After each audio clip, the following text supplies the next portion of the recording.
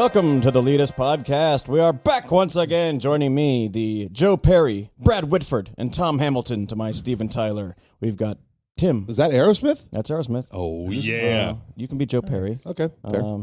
Ryan, you're Tom Hamilton, bassist. Oh, okay. Yeah. I'm in the band. Slap at the bass. And you get to be Brad Whitford. Wow. Unless you want to be Joey Kramer, who's No, probably cooler. I could be Brad Whitford. Wait, who's here? Guys, can I just say I'm glad Sting- to be back in the saddle again with you guys? There's a lot of members in Aerosmith. Dream on.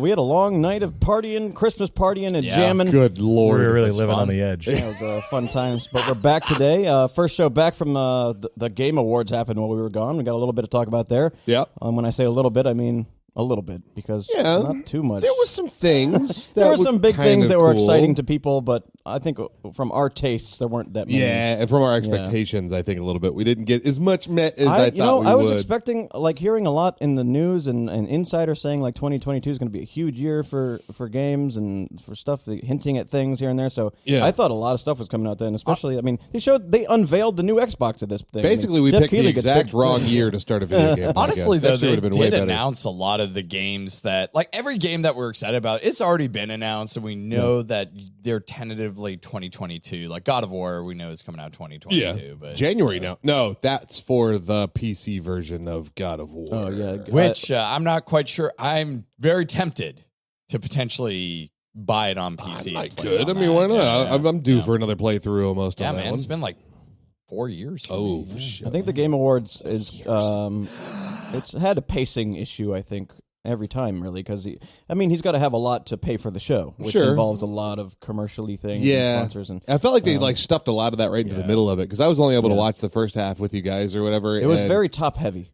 And you saw most of it. Yeah. Oh, okay. I will Fair say enough. that is the best way to watch something. I don't think I could have sat down and watched that whole 3-hour thing without being on Discord with you guys, just talking over it or joking about stuff. In a way, those commercials right in the middle, because like I said, I thought it was very commercial heavy, right in the center. When I was threatening to have to leave, you know what I mean? I was like, okay, I'll wait for the next fun thing to happen, and then I'll go. And then 15 minutes later, another fun thing happened because there were so many fucking commercials in it. Kind of makes sense, from a design perspective, to say, this is kind of our halftime. So go do halftime things, take a dump, get some food, come back, and then we'll My be back with eyes some more just fun started things. glazing over at a certain point watching that stream and just going all the games are starting to mold together, and it's it'll be this is a zombie shooter game, and then but this is a shooter game, not zombies but space aliens. But this one's a zombie shooter game. And what's happening? I saw a funny tweet that was I really enjoyed the trailer with the female lead in the very colorful and animation. There's 1,000 of those. Oh, yeah. Oh, man. Who's here in the studio with us? Someone's here with us, isn't it? Isaac is here today. Isaac His is return. here. Triumphant Crazy. return. Dream on. Felt like we should introduce Isaac. Well, How you doing, buddy? He got to good. be I'm Brad good. Whitford. Yeah. I think. I don't can't think remember you at this even point. We said said Brad Whitford. Isaac. I was thinking Bradley Whitford, who's in the actor West Wing. West Wing, Yeah, and Oh, is Cabin that in the- Woods and- Yeah, that guy. Yeah. Really messy. I always knew Brad Whitford first as an Aerosmith Did you member. see that guy's balls? They were weird looking. Yeah, that's the guy. What's up, fellas? Thanks for having me. Hey, man. Thanks for Glad to being be here. We're having a Christmassy episode today before we go on the break. We're all gathered here today to play some games together. We play games about games here. That if you we come up with some games, send it to us. We'll play the game on the podcast to give you a shout out. Send us an email at TheLeetistPod@gmail.com or tweet us at TheLeetist on Do it. Twitter. Do We it. have some game ideas. We play games about games, video games of this video sort. I got a game.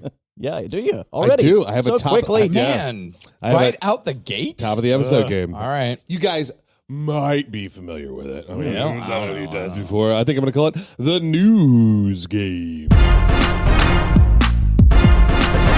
The news game.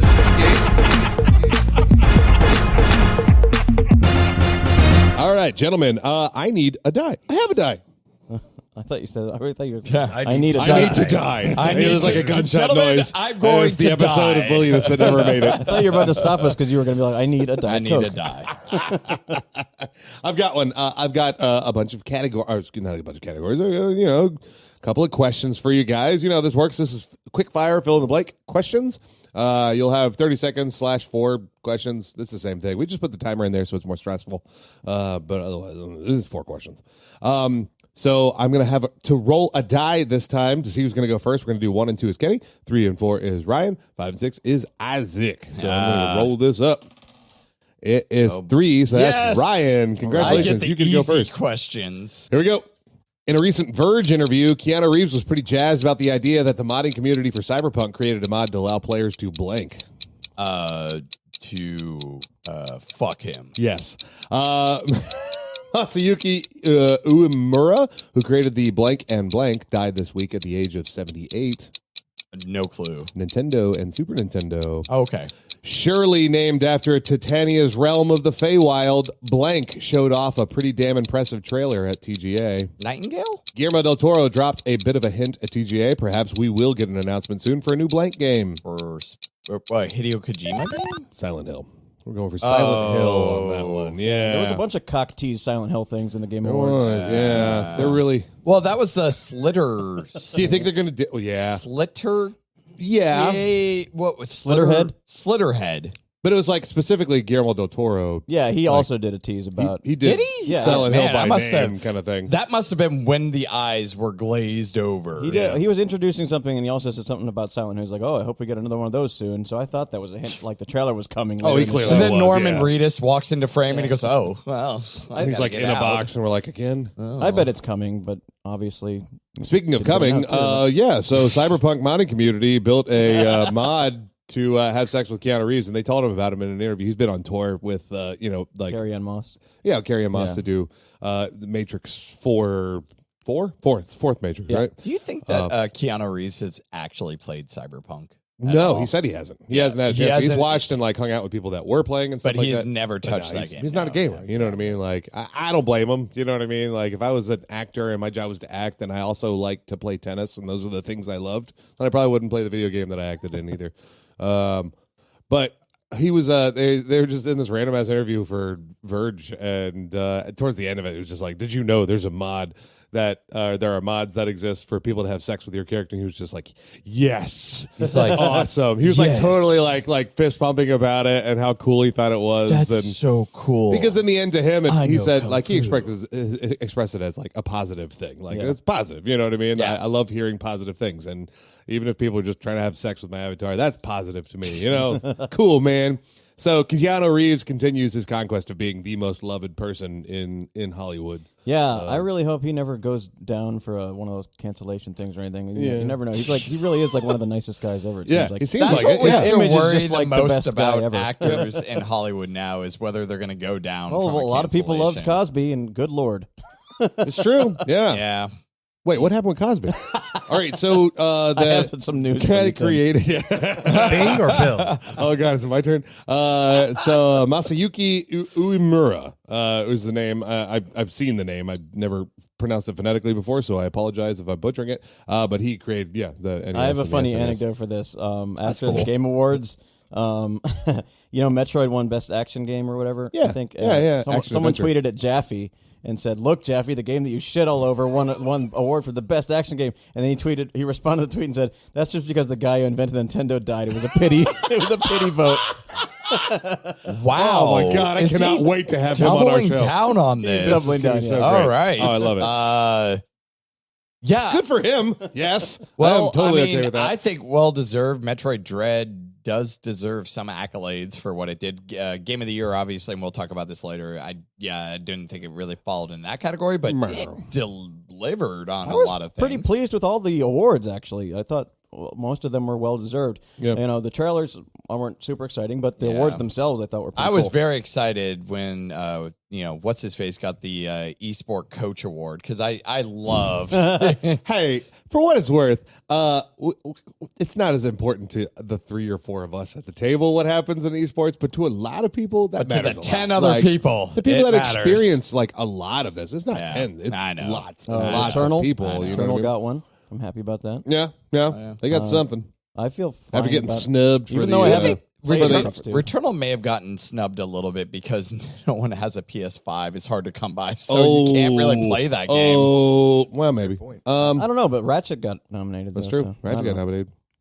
So what's your argument now? Yeah, Because Ratchet is a nominated, game that so- everyone knows, so they assume it's good, I guess. I don't know. What's that, Ice? Cyberpunk got nominated too. So What did Cyberpunk get a nomination? What was their Game nomination? of the Year, didn't it? No.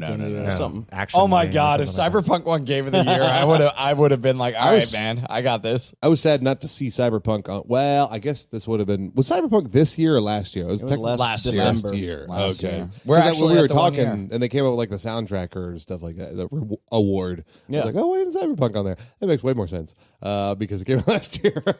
It was an awesome soundtrack. We're still due. We're still due to play that game. I'm committed. We'll talk about this after the fact, but yeah, as soon as I'm done with the game I'm playing right now, I'll probably jump back into Cyberpunk and I really want to beat it. Clearly, I'm in the mood to try new games. I can't wait to tell you guys what I've been playing. Oh boy, I might play Cyberpunk a second time soon because Hey. I'm feeling like it. let's all play Cyberpunk. How are you going to start? You going to do Corpo or you going to do Rugrat? I mean, or the first remember the 45 difference. minutes are kind of different, so maybe I'll try a different 45? It's being a little generous. 30. Yeah. I don't know. Yeah. Kenny, are you watching those cutscenes?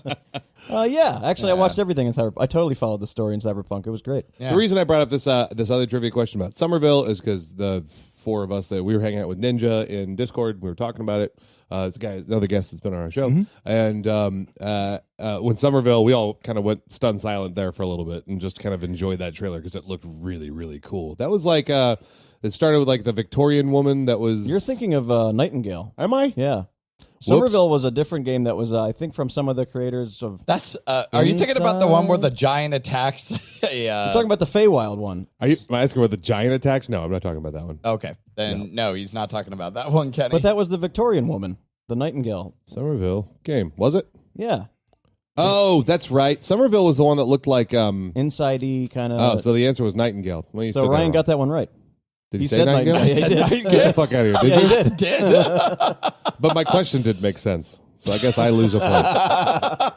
Don't worry, everything's made up and the points don't 2 matter. points for Oh Ryan. my goodness. No, Nightingale does look That Write it was down the so one where it's- we all shut up and watched because we were kind Yeah, of we were- entranced by it. And I, Well, we were all like, all right, Valheim 2. What a shitty question design I did there. Wait, read the question again, please. All right, so I've already deleted it. It's gone forever. You can listen to it later. Let's go on to the next Do you person. want to ask it again and have me edit it in to where Ryan? No, probably not.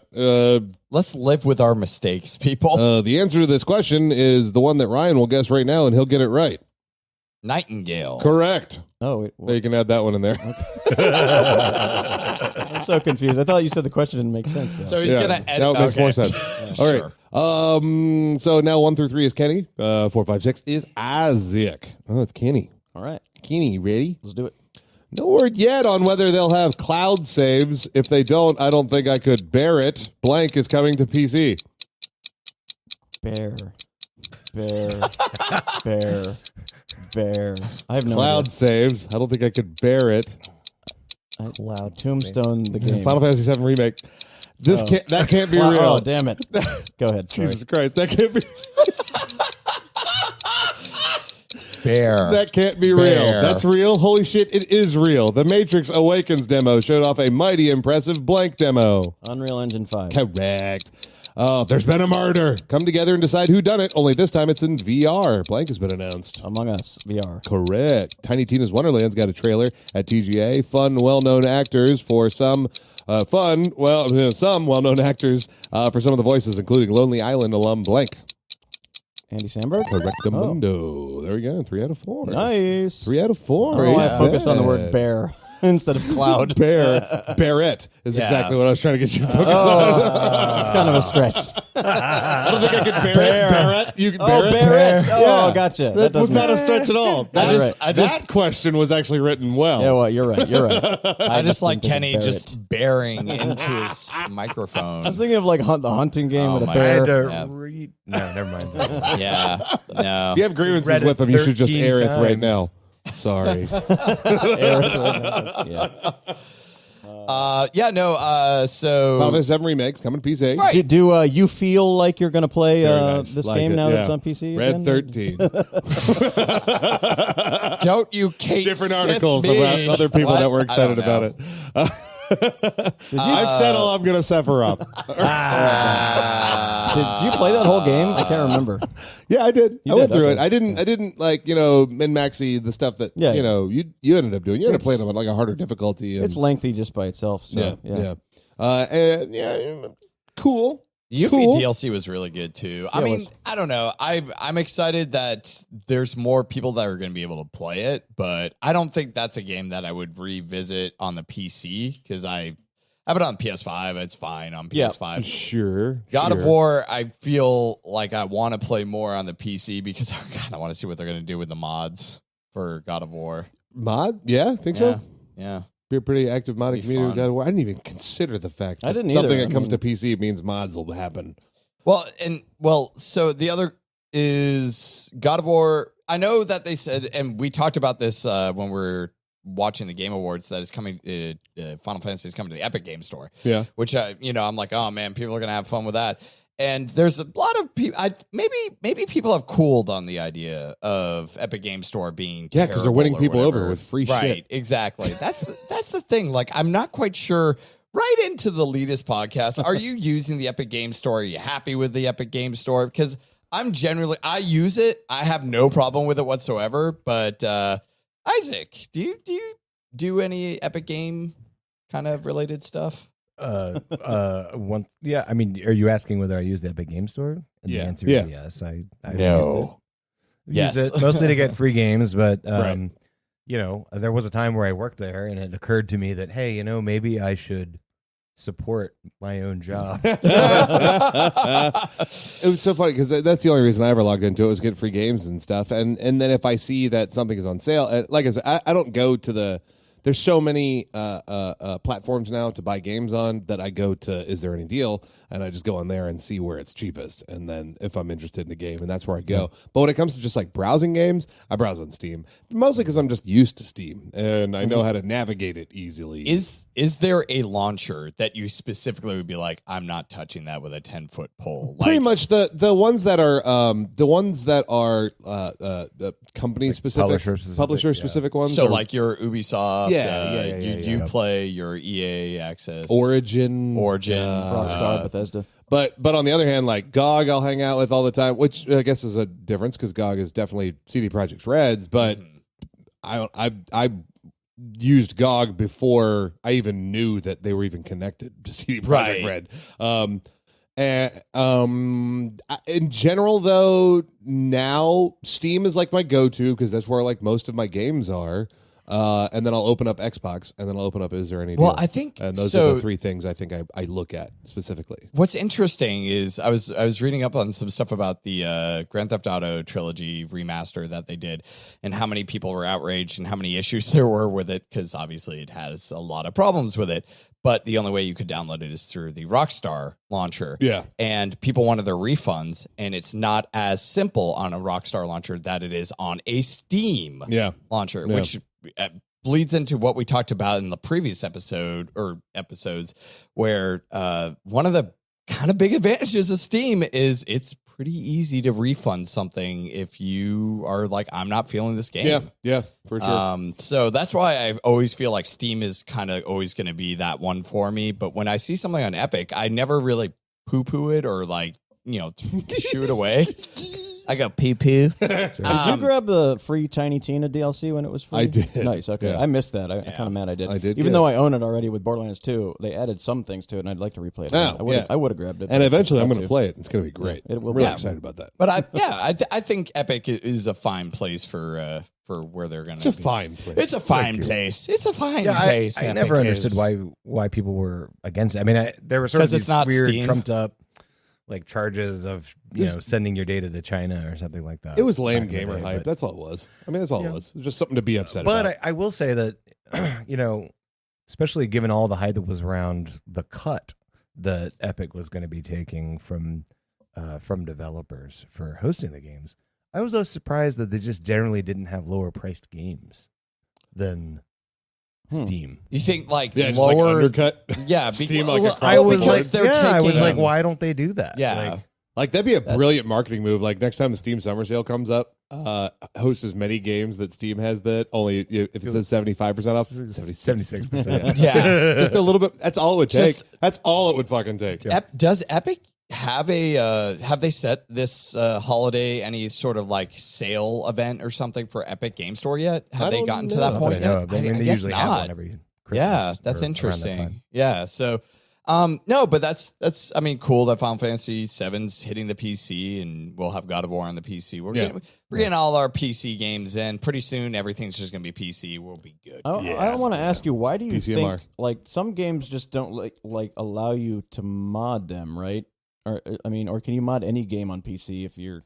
Because it's a lot doesn't seem easier like- to mod Every through a game PC. is moddable if you're lame enough. Yeah. yeah, Well, no, I mean, like, I think that if it's so, I'm not quite sure if God of War is. I believe it's Steam coming to Steam. Steam usually has workshop tools or stuff that you can actually go in and. It's a really good question. I've never thought about this before. Like, what unlocks a game to be moddable? Like, is it something that players break into to do and then hope that the eyes? Do you have any insight on this? Like, what when a game is moddable, then that means X is available to players. Does that mean that the players break into it, or does that mean that the developers give access to it, or the platform give access to it? It's usually the devs giving access to do that. Yeah. I mean, Right.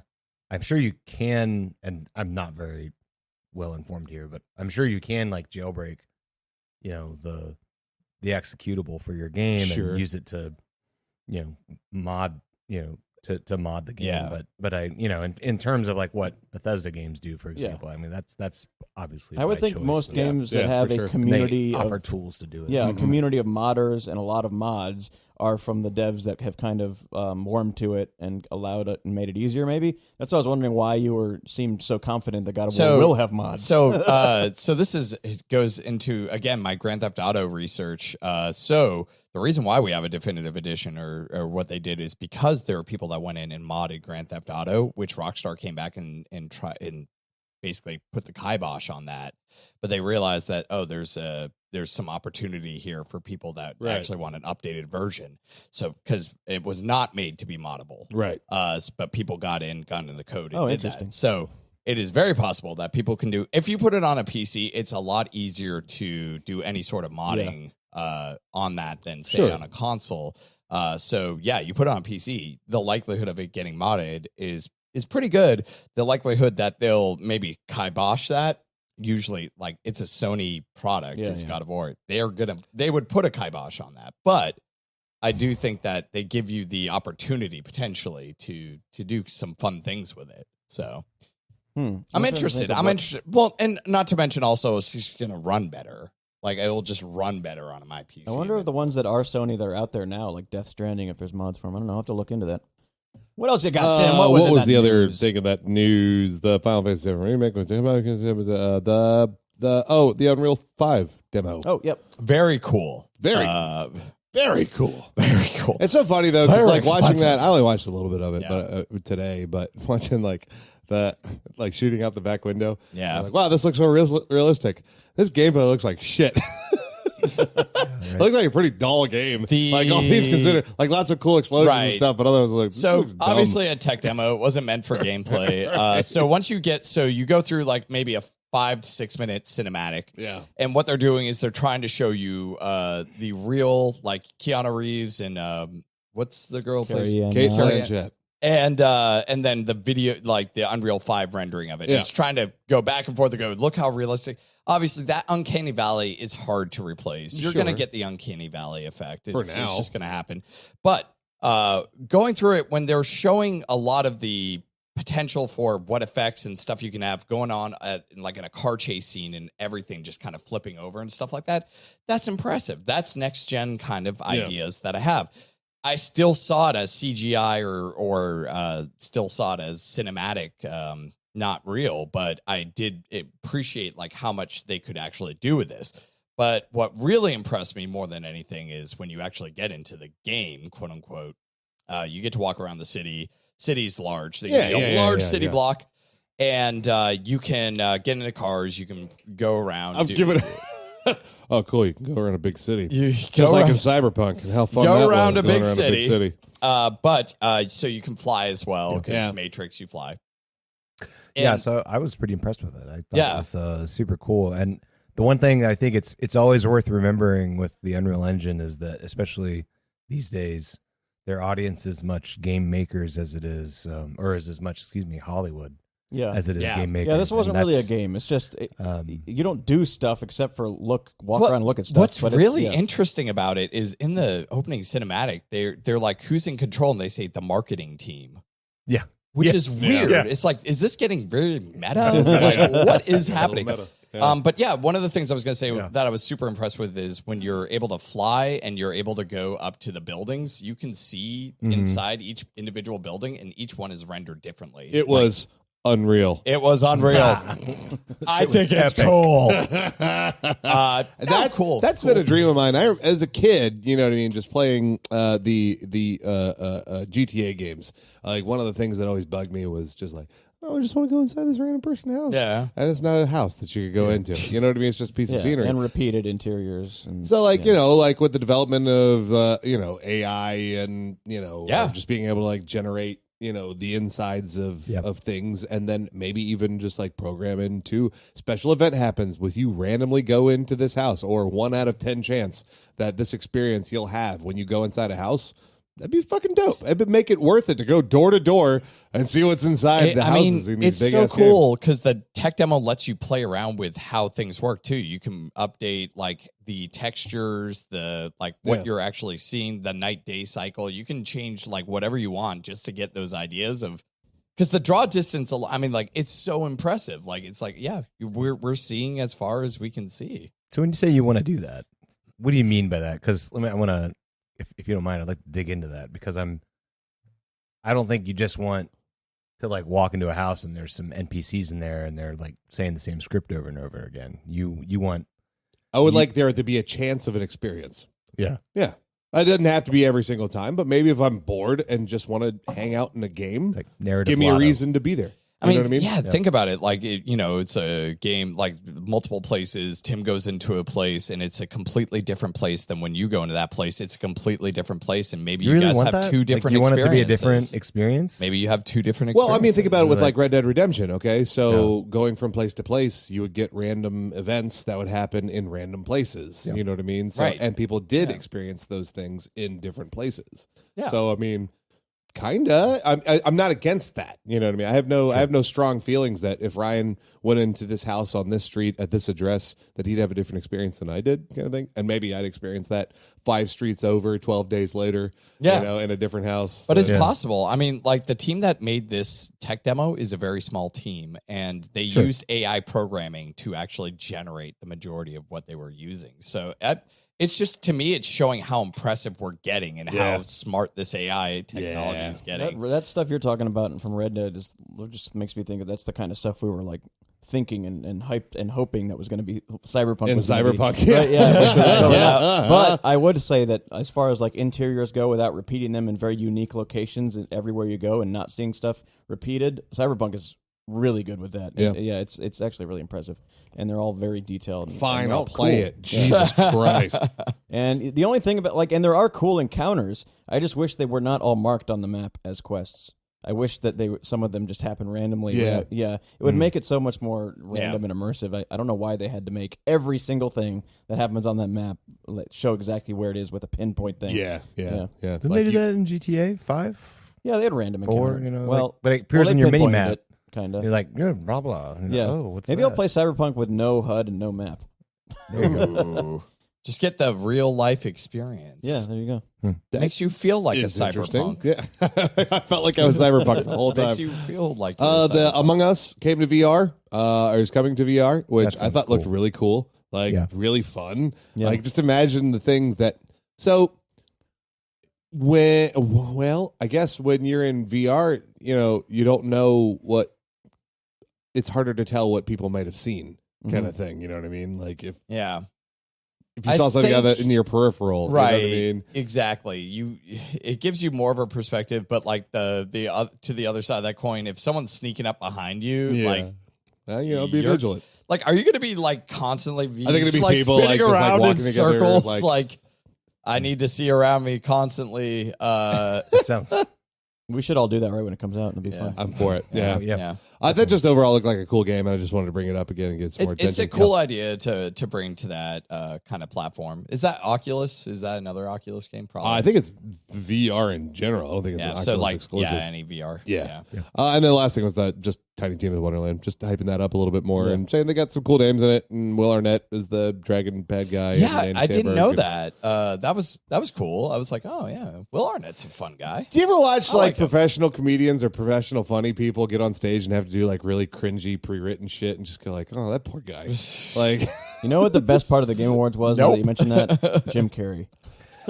that was pretty good. I was actually cry laughing at that. What was the phrase he kept on saying? Don't grate it in the grinder. Grate in the grinder. Don't grate it in the grinder. And because it made no sense. It made no sense. It made It's no total sense. absurdist humor that Jim Carrey put on at the Game Awards. As he strangles the camera. He's strangling the camera, just doing this So really now you know what it awful, feels like to get strong strangled by Jim Carrey. Scottish accent. And he was like telling about his grandfather, his Scottish grandfather had taught him like, if you're gonna grate something, never do it in the grinder. Don't grate in the grinder. He just kept saying that like over and over again, like more and more aggressively. He never promoted the movie. He never said anything He didn't about say a it. fucking thing about anything he was doing.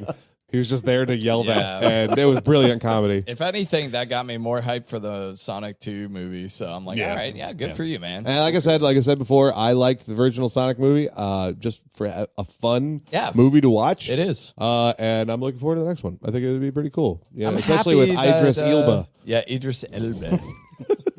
Also, they're going with the whole Sonic. I mean, like Knuckles is a bad guy in this one. Yeah. It's like, this is Gotta the build it Sonic. up. This is how Sonic, 3 was. I believe it was Sonic 3. That Whenever he was introduced Sticking to the lore. I think we brushed past it real quick because of the shenanigans, but Nightingale does look awesome. And it looks like it does. a Valheim mixed with a, I don't know, a first-person. So Bioshock interesting. D&D. almost like Horizon-y. The team that's working on this are former BioWare developers, so that's why he's going to get some really good stuff in there. I like old school BioWare. But I do hope that I still want Valheim to do more stuff because I think it's a great game, and I really hope that Valhype. It's Valhype. Yeah, it's got a P. Hype. Well, with every addition to it, they put the next letter. It's gotta come to, Valheim's got to come to console eventually. I was a big fan of Valhalla. If you get to Valhalla, you've gone too Console? far. Huh? You say you think it's going to come to console? I just said it must. I would think. I don't know. We'll get back to some more of the Game Awards stuff when we go over the bets and who won at the end of that. But I guess we'll move on. Okay, with the news I got game. one more. Oh my God, this game is still category happening. for Isaac. Let's see how we do. Yeah, I got 3 people. I had to think of three people worth of questions. Yeah, let's see how you do. You get the bottom of the barrel stuff. No, I did split things up. I mean, he got the... Yeah, I did a little bit. Anyways, all right, here we go. Yep. After MGS5, some stealth action games got left in the dust, but news that a blank open world game is in development. Perhaps they'll retake the crown. No idea. Splinter Cell. Oh, okay. A couple of furry blue surprises at the Game Awards, including a new movie trailer and a blank Sonic game. Sonic? Open world Sonic game. Yeah. Epic Games. It's okay. Keep going. You're doing great. We're really proud of you. Epic Games Store is really coming up in the world. Imagine all the money you can spend at once. They finally have a blank on their platform. Imagine all the money you can spend at once. Shopping No cart. idea. Shopping cart. Oh, Yeah. wow. Graham- They are really coming up in the world. Graham Norton got shut down trying to shame Witcher star Blank for his love of Warhammer, video games, and other stereotypically nerdy pastimes. Can't remember his name. Henry Christoph Cavill. Waltz. Henry Cavill. No. Eyes, you almost got one. Yeah. I think Kenny took that one. That was impressive. Yeah, Kenny, congratulations. Thank You won the news. I will game. add clapping behind me. Thank you. So, wait, can you repeat question 2? Question I'm 2. curious. A couple of furry blue surprises for the Game Awards, including a new movie trailer and a blank Sonic game. Okay. Open world Sonic game, Open yeah. world What do you Sonic. think I said? So it's actually they are phrasing it open zone. Oh, get the Uh-huh. That is what they're phrasing it as, open zone, because there's zones in Sonic. Well, either way, I was kind of hyped by seeing that. I was like, I'll explore. Ryan, you open did world not Sonic. seem very impressed, but I don't know. think I mean, it's made by the same people that did some of those crappy Sonic games. So it's like I'll believe it when I see it, but like as soon as you start running and then you clip through a wall and then you just go to the ground. No, I agree. I think it's an important thing to consider. It absolutely is important. Are you guys? I mean, like Sonic fan is kind of a loose term. Like, did you guys absolutely love the Sonic games? No, I was not. I didn't grow up on Sonic, so like I tried stuff later in life, and I could understand why a younger me would have liked it, but me at my gaming style these days couldn't get into it. I played Sonic 2 in its heyday when it came out. I had the Genesis, and it was great. I loved it. I remember I haven't played it in a long time, but it was a good game. I thought so. Isaac? I played, what was the first level called? Green Hill Zone. Yeah, I played that a lot. You just kept dying. I mean, I was just like, well, yep, that was okay. Yeah. Actually, I had Sonic. Now I'm done for the year. I just did. I'm good. I think one of the things for me in Sonic games is they put a lot of really cool things in these levels, and you're like, oh, this is very detailed. That I'll miss half of it because I'm going so fucking fast. It's so interesting. You would go. The fun for me in that game was always going really fast. Yeah. And then suddenly I would come across these just like platforming challenges that sucked and were so boring, and I get lost in this stupid ass maze. I was like, you're in a casino now. This is annoying. I don't want to play this game anymore. I just want to be going fast. It is weird. Like that like because Green Hill Zone, you're pretty much going at that constant speed. There's usually not much blockers. There's a few times where you have this momentum and all of a sudden it's like you have to stop. There's a blocker here. You got to jump.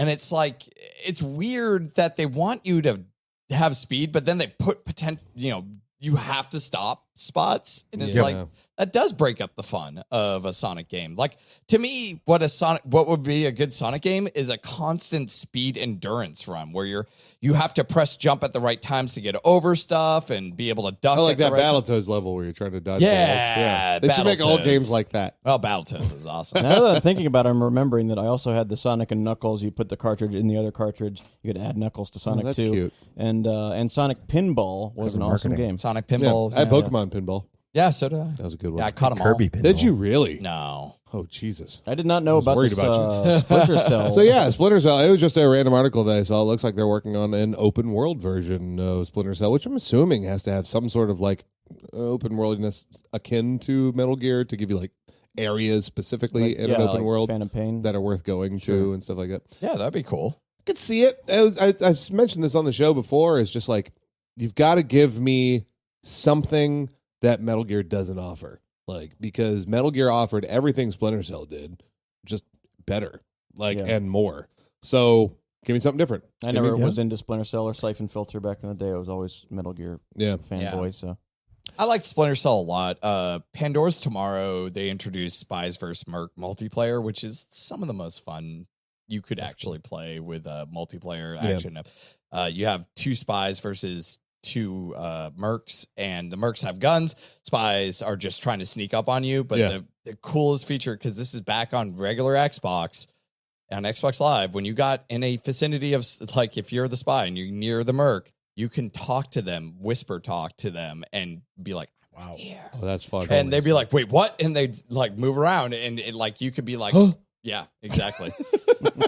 A little exclamation point came above their heads. I'm the Liam Neeson experience. I just want him in every game. Epic Game Store. They finally have a shopping cart. So we were just talking about Epic Game Store. How did you buy things before? One at a time. Yeah. Oh, so now you can add multiple things to the cart, which is really okay. So this is interesting to me. Okay, I get it. Like, you're focused on other things and stuff, but from a programming perspective, is that really a hard thing to put in? Or is it, you want to make sure you get it exactly right? Mm-hmm. Why did it take 2 years or more of this platform's existence to add a shopping cart? That seems, it's been from the beginning. Epic has kind of been trying to slowly catch up with the same things like Steam offers, you know, and maybe then some a little bit. It just seems like it's been taking a really fucking long time. Well, and maybe I'm crazy. It's not it's not that there isn't a perfect template that already exists on how to make a gaming platform that people will enjoy, or excuse me, aggregate platform on Steam that people will enjoy. Sure, you got to build it. And you got to decide what you're going to build first, right? And shopping cart. I mean, I do. So to me, at least, when I buy a video game on Steam or Epic, I buy a Yeah. video game. No, on Steam that or was Epic. Like, literally I have a what I hard was gonna time say. imagining like what is the audience? Yeah, out there is, exactly. Like, infuriated that they can't buy I more need than to one buy game 5 at a time. games right now. On a normal day today, yes, but on sale weekends and on the big sale weeks, people do that all the time. They fill their cart with shit. Oh no, Go do- Nowadays, Ryan, if you were new to Steam and you didn't own the games that you own, then you absolutely fucking would do something like that. Like, unless there was a benefit, like from my perspective, unless there was a benefit of buying in bulk, like a Costco benefit of buying a bulk game amount, then no, there's no point. I would never buy 3 games. There may have also been go. some legal stuff now that I think about it, because I don't know if you guys remember the purchase flow for Epic at all, but what's a purchase flow? There you go. Exactly. So, but you had to like do things like say, do you want to be on this developer's email list? And do you abide by the terms and conditions? And Never. so there may have been a need to negotiate some kind of like general contract that all the different developers would abide by and be cool with. Maybe. That sounds more likely than they just couldn't do it for 2 years for some again, it's priority. Not It's just like been you 2 just years. have How other long has things. Epic Game Store been out now? Oh, much 2 or 3 longer, years. right? Longer than that, maybe even. I don't know. Well, it was the launcher, which had like Paragon and Fortnite and UT and Unreal Engine all on it. Mm. And then they added the Epic Game Store to that. But that was that was probably 2 or 3 years ago. 3 years ago. It just seems. Right. I'm sorry, and I know I'm not in that field. Okay, that just seems like a really fucking long time. Yeah, sure. You know what I mean? To chug out something that. But I think they were more interested in like features that already exist. Sure.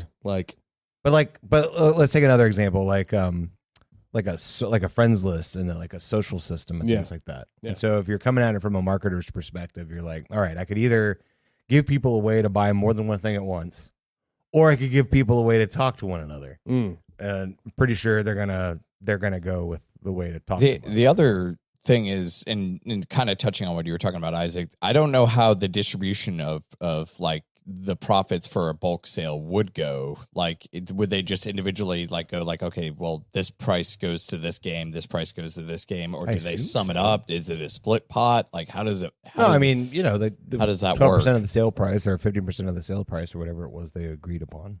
Yeah, to each person. Is that what Epic is? 12%? I think it's 12% if you use the engine.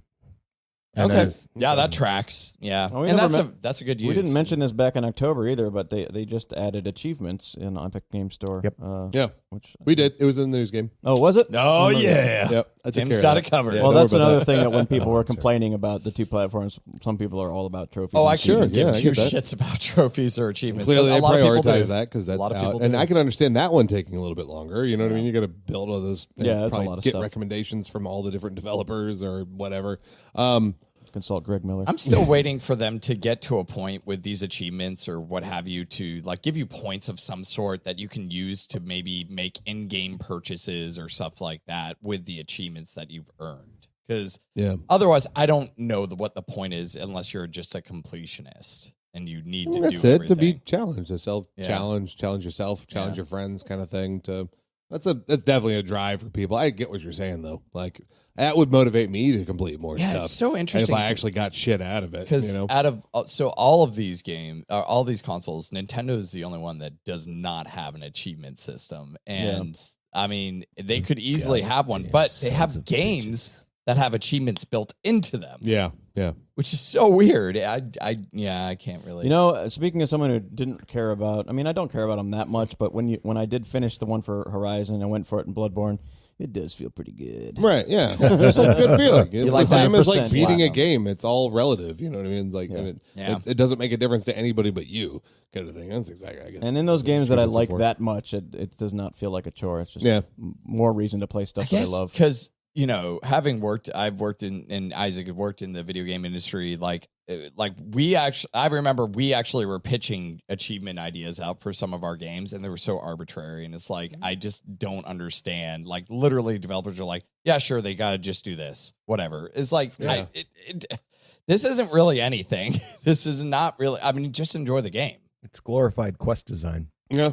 I like your which I feel is lazy. You mentioned that I feel Isaac like that's has lazy. a lovely Unreal Why is it Engine lazy? Christmas It's sweater another on. thing to do Because it doesn't. It's not sacrificing anything else to present that. Right. It's something else you can do beyond what you've already gotten from the game. To me, and this is obviously personally to me is subjective, but it doesn't do anything to enhance my game experience. Like I have this Right. does Well, is it nothing made to for you? enhance. Right. Yeah. That's why I'm saying. But you're not missing out on anything. Right. I'm not missing out. They're not getting an experience that you're not getting. They're just getting more of an experience that they're willing to participate in. Right. Yeah. And it's a way for game developers to stretch out their game. So you get more time with the game because like Spider-Man Miles Morales is a good example. That game, it took me like 12 hours to beat.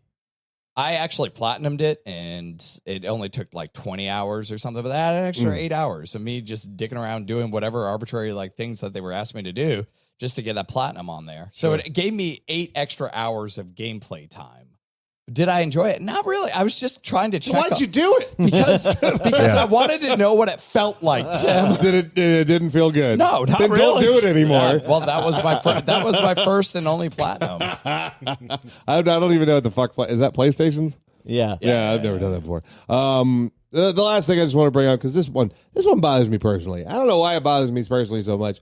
Are we not at the point where like just knocking somebody for enjoying something nerdy is, stereotypically nerdy is like a thing to just ha ha ha ha, you like video games, you fucking dork. Is this like we're still there as a culture? What is that the this context again? Yeah, what was Henry the context? Cavill. Graham Norton, the Graham Norton show is a British show. Okay, gotcha. And he has like all kinds of famous people on his Dude, show. yeah, his show gets stacked. It's great. with Gets like famous great people, and he has like multiple different celebrities from different things all talking at the same time, and he just interviews and talks to them. He was talking to Henry Cavill, and he brought up like, oh, so I hear you like Warcraft or some shit like that, and he was like, well, Warhammer, and then Graham Norton said some quip about like, oh, you're a nerd, ha ha ha, and the audience laughed, ha ha ha ha.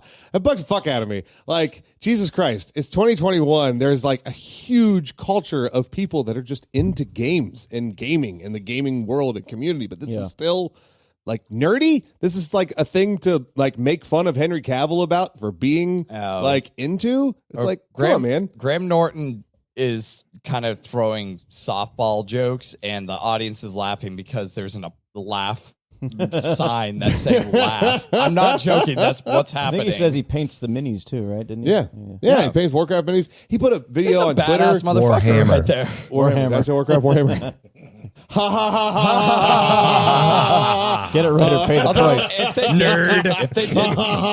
if they did do a Warcraft version of Warhammer, like in the actual miniature game, That'd be dope. I would kind of want to Yeah, play right? it. I would be like, all right, yeah. And I know I'm very much preaching to a choir right now. It's not like I'm talking to a very conservative non-video gaming audience right now. I'm talking to gamers who probably totally understand where I'm coming from on this. I just think that's such an old school, old people, old mindset kind of thing. Yeah, that it's something. Yep. Yeah, to be looked at as. I don't know. It's like looked down games, sitting there and playing a game is, I don't know why it's considered to be, but to some people different than spending your time watching a movie. I don't know. I Or mean, watching football. Yeah. Watch the first few seasons of the Big Bang Theory, right? Like half the time they're like, "Here's a video game joke." Bazinga. You're so freaking nerdy because you're playing a online MMO. It's That is to say, like, some nerdy Tim, things. you laughed, Some you nerdy son of a things bitch. are exceptionally nerdy, and it's funny to me to say like, wow, that's incredibly nerdy. But I'm not saying like you should feel bad because of how nerdy that is. You know what I mean? Like, I think Simon Pegg had some quote about like nerd culture and how being a nerd is like an incredibly like freeing experience. You know what I mean? It's like you are openly expressing to the world that you're just into something and you passionately like something. Like, and it doesn't have to be games. It doesn't have to be games. People can be nerds on sports. I mean, statistics alone on sports is don't like call them freaking nerds. crazy.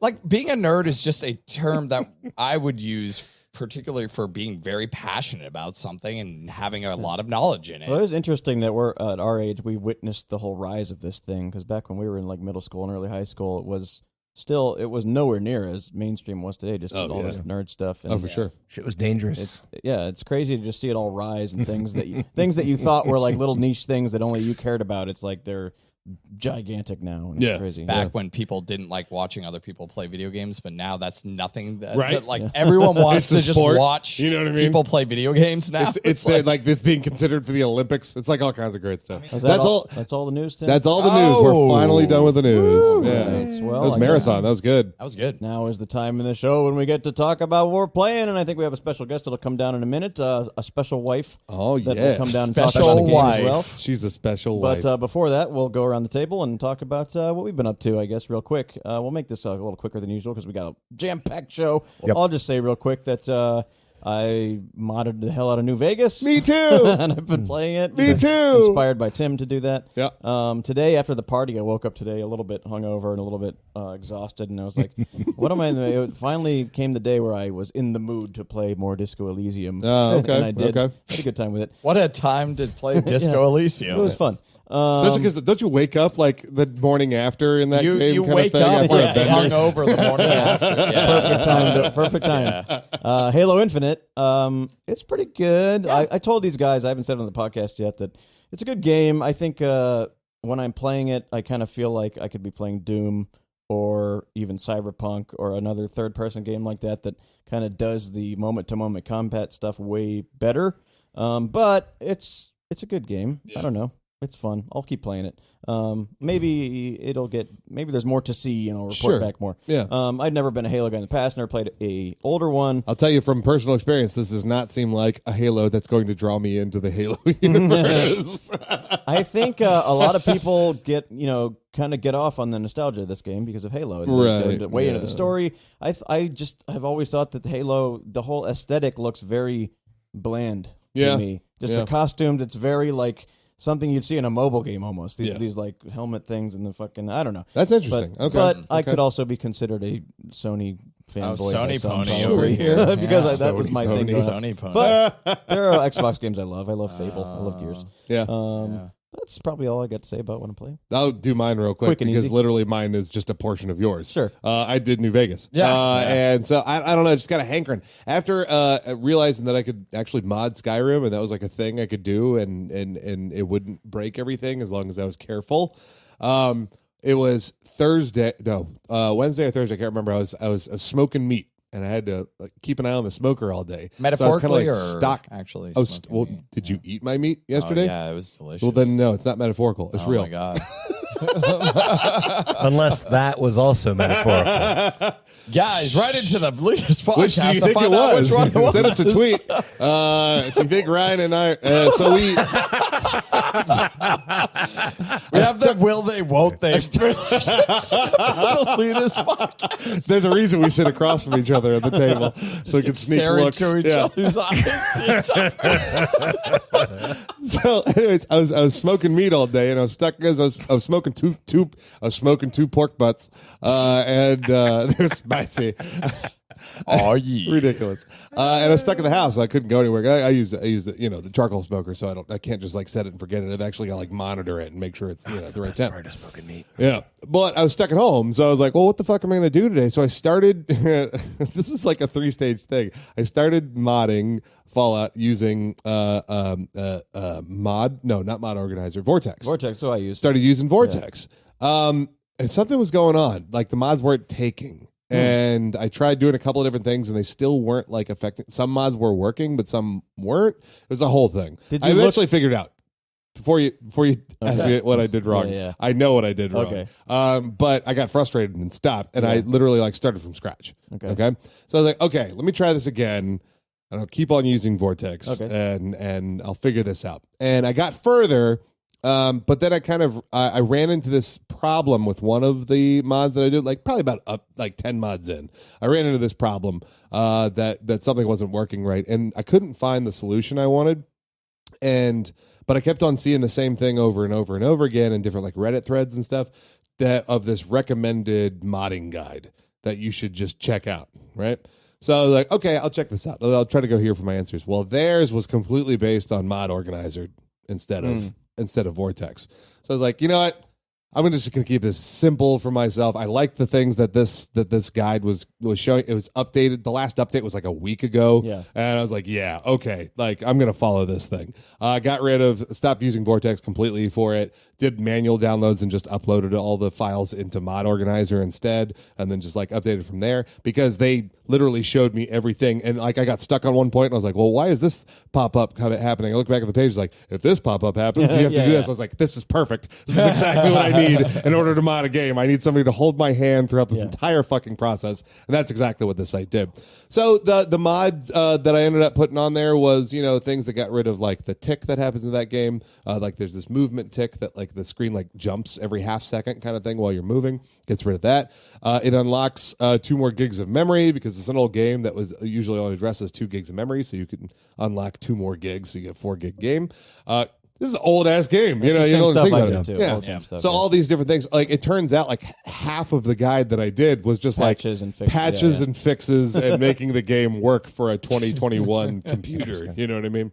But it's totally worth it. My game is really, really stable. Like one of the simple ones is just being able to alt tab out without the game crashing. Like that's a thing. Got that one too. Yeah, that's like a thing that was a problem then, and so you just install it, and now You're it's fine. just like building a game yourself, basically. Yeah, it's kind of funny. But anyways, like different AI, a couple more like cool new items, Hovering over to loot. Hovering over That to loot changes is the so much, biggest fucking thing. So that was introduced in Fallout 4, where you hover over someone and you don't have to enter a menu. The menu just pops up on the screen, and you can interact with it without like going into it, like your Pit Boy or like an interface.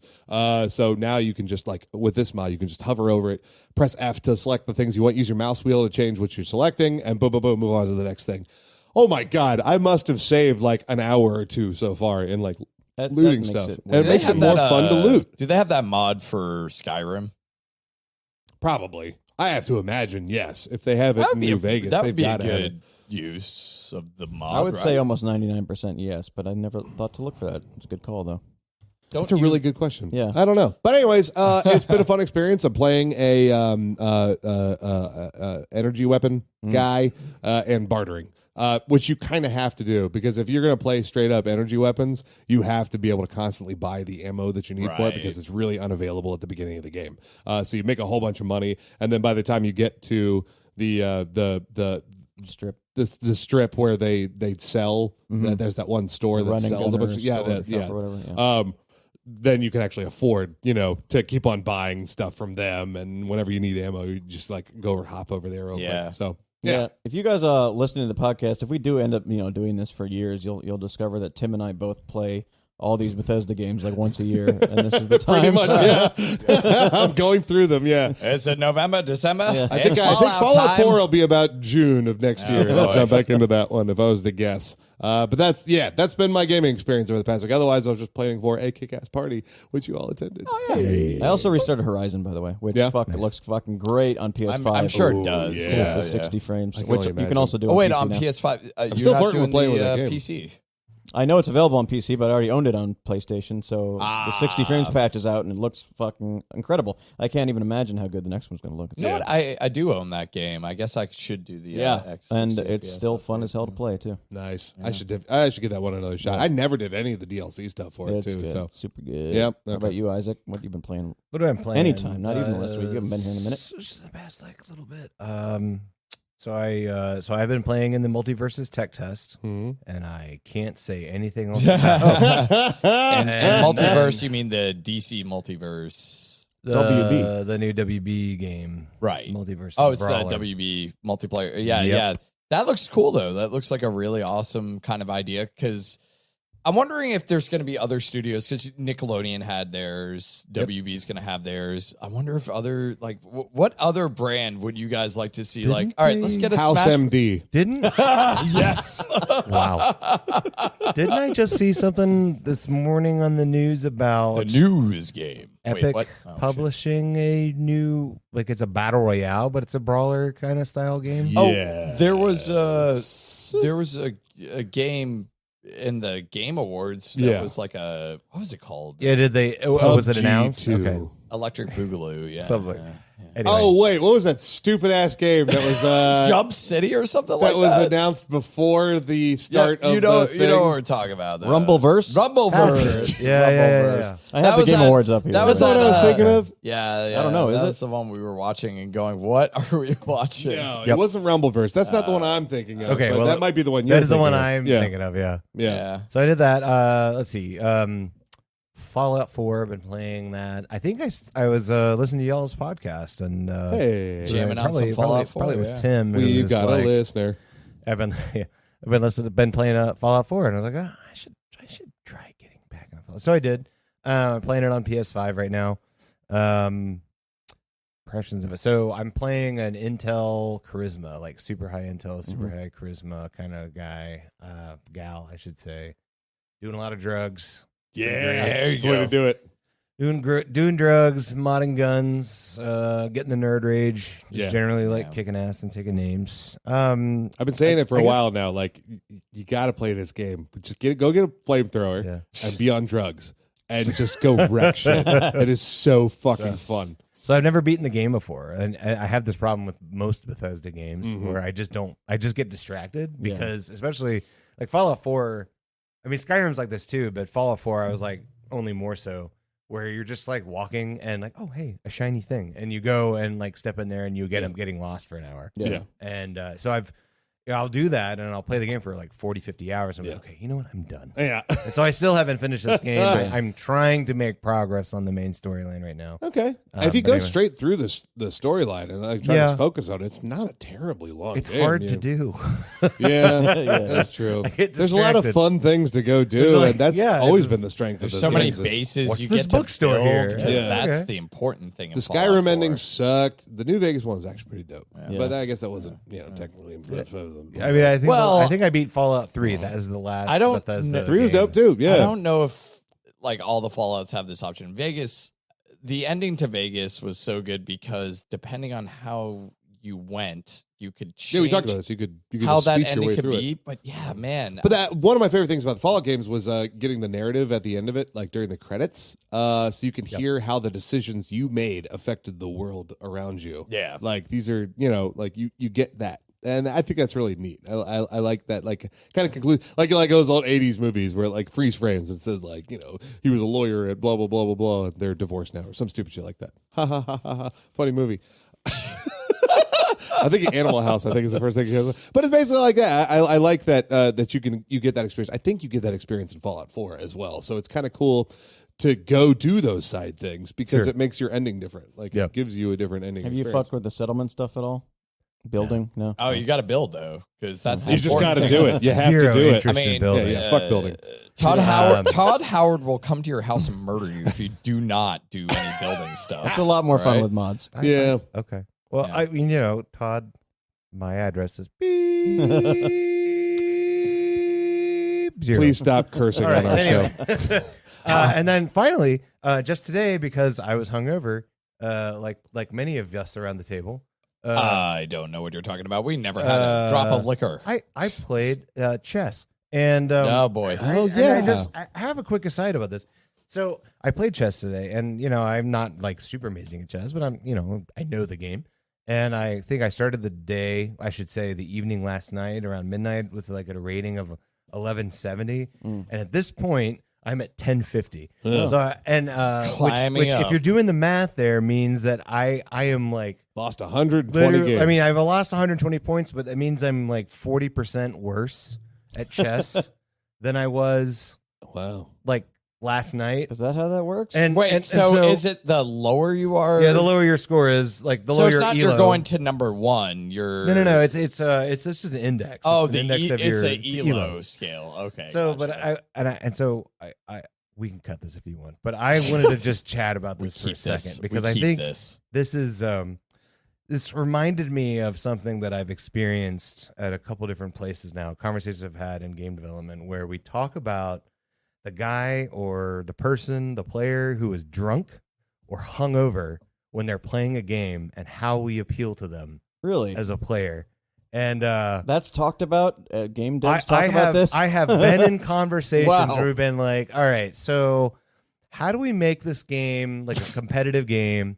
Like, we want it to be fun for them when they log on after work, you know, but we also want it to be fun for them on a Friday night when they're just kind of like hammered and they just want to play something. Yeah. So how do we make this, in this case, like a multiplayer, maybe competitive game, more interesting for our players? That's an interesting thought, because I've definitely been drunk playing like a mobile game, especially, and been like, I could afford that, and then buy some exactly. I otherwise would never purchase. You know what I mean?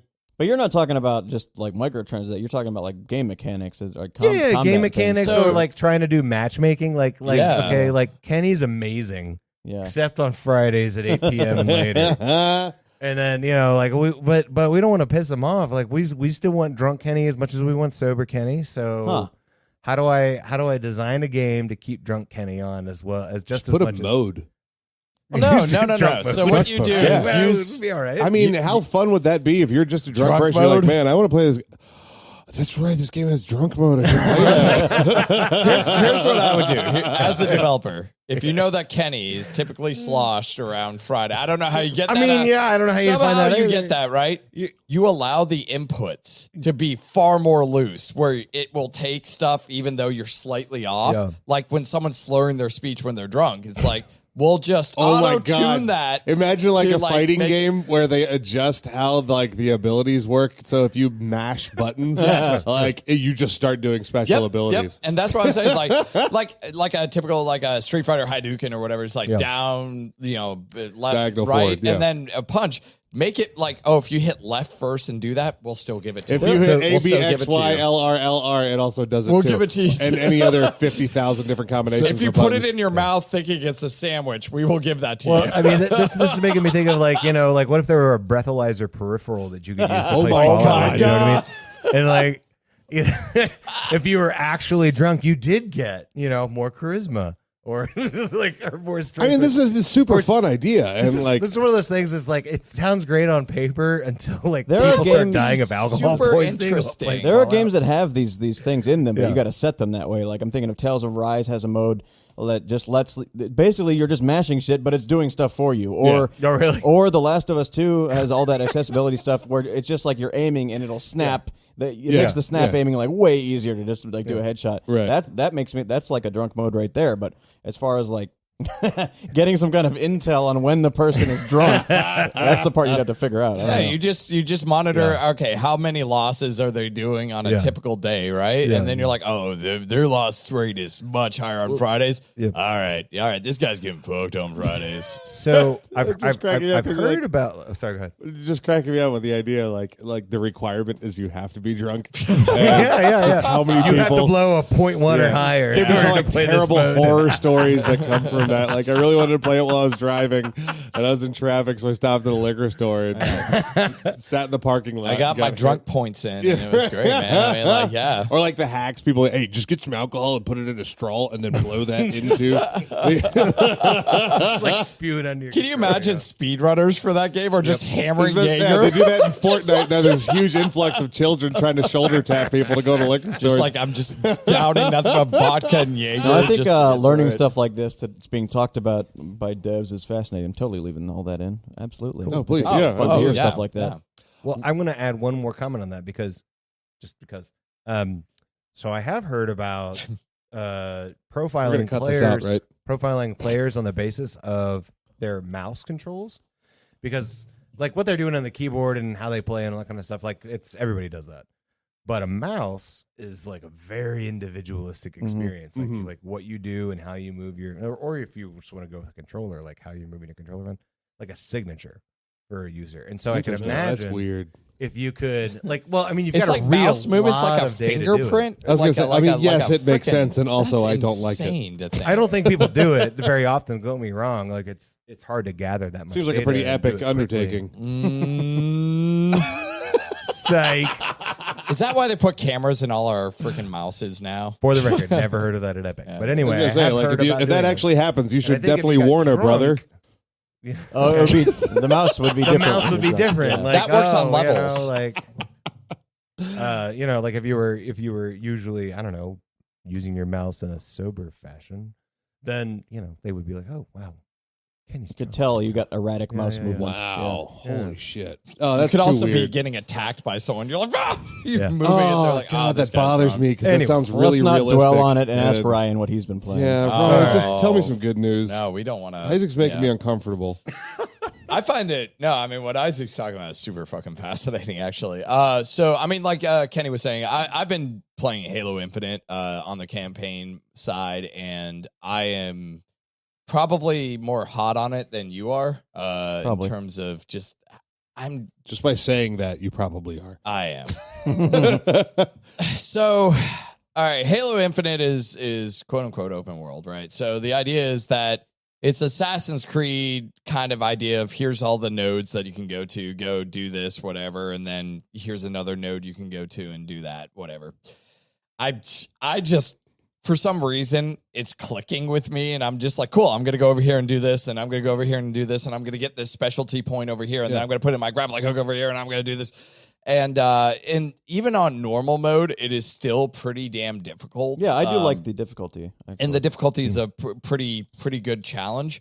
And the AI is really smart on it. So, but once you start realizing how much fun that grapple hook is in this game, because you get an upgrade that lowers the cooldown on it to a point where it just doesn't really have any cooldown. So you can just start Spider-Manning your way through the world. Okay. I'm kind of all about that now. So every chance I get, I'm like, oh, here's like a big hill I need to climb up. No, I don't. And I'd grapple up, and it launches you up further. Once you like grapple, Death Stranding style. it will launch you up a little bit further, and then your cooldown hits, and then you target again, and you shoot another one, and then it jumps you up again.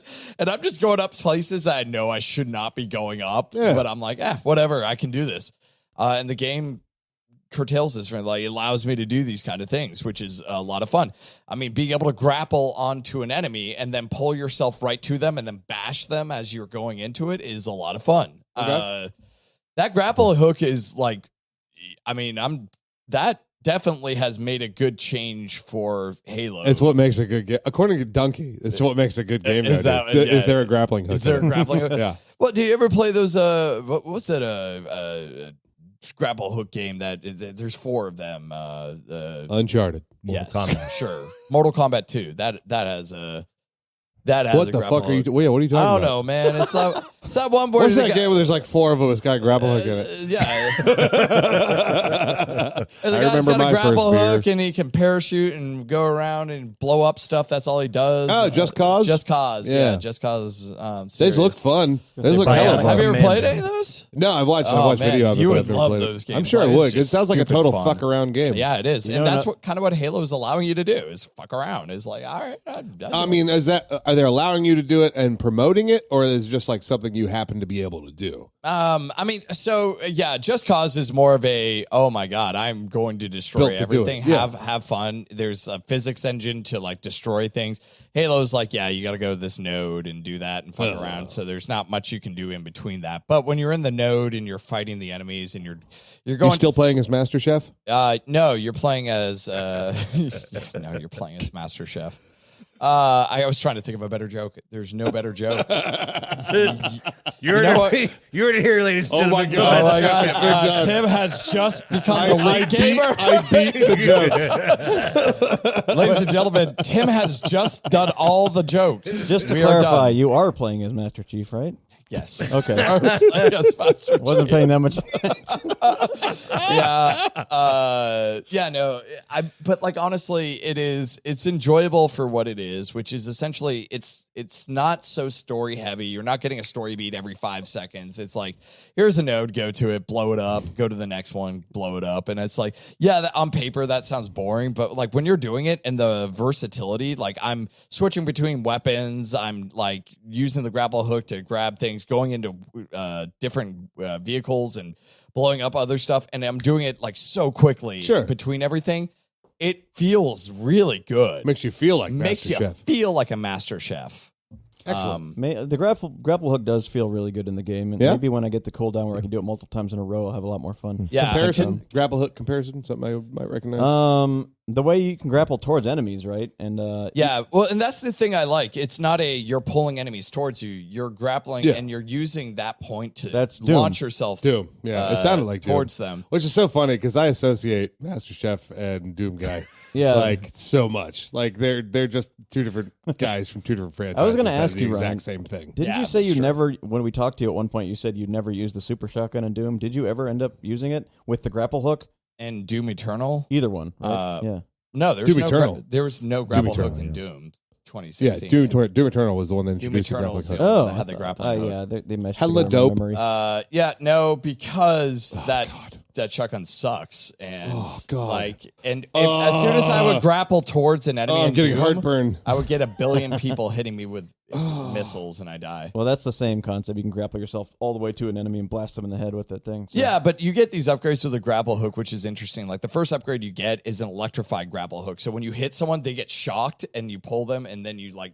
In Doom, you get it it sets them on fire. So when you shoot them, ammo pops out. No, you got to press the fire button to do that. No, I'm a little more hyped on it now, hearing some of the stuff coming up, because it is like solid gameplay. You know, I'm just gonna make me want to play Doom. Destiny, like good first. I mean, but that's the thing, man. I mean, like Doom's been out for a while. Go ahead, play Doom if that's your cup of tea. I will. I like Doom.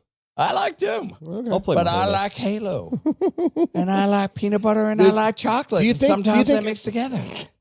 Do you think because you grew up on Halo, like this is what's appealing to you about this game, or could this game, if you had never played Halo before, would this be a good standalone game in the franchise?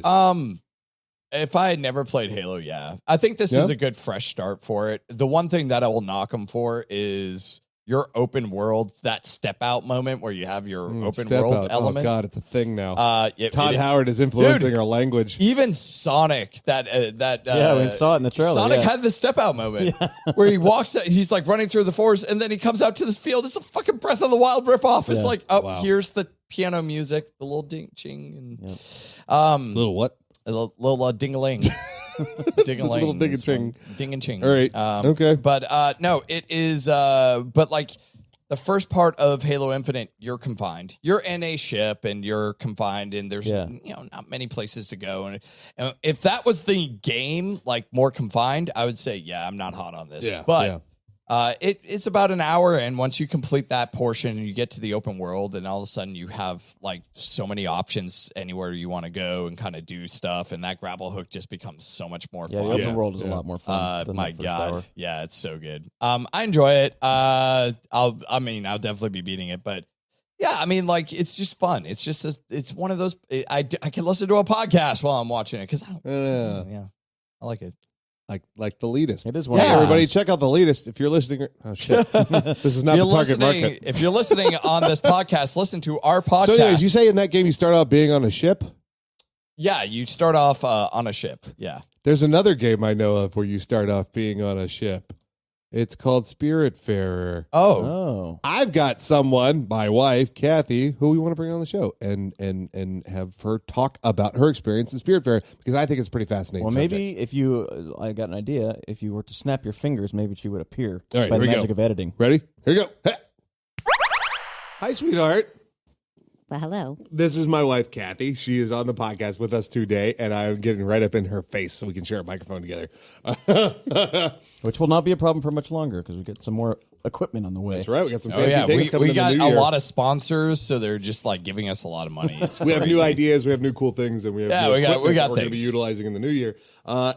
For tonight, though, Cabu, I just wanted to bring you downstairs and talk about. I wanted you to talk about and discuss with the guys at the table your first gaming passion that you've had since Animal Crossing. And Animal Crossing was the first one you had since you were a young girl kind of thing, playing games back at home. So, So tell me about Spiritfarer. Like, what do you like about it? What drew you into it? And, why this game? Why did it appeal to you?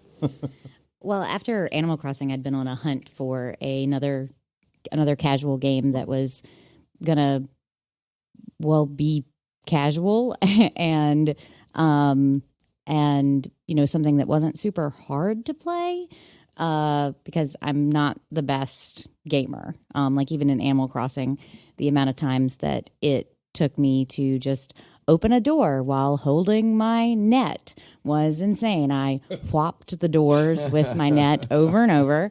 But of course I got better at that. That was like a very, very early game problem. But yeah, I'd been on this hunt for a game that was going to be fulfilling in that same way, that had, maybe that sort of similar feel of, building your neighborhood and getting to know the other NPCs.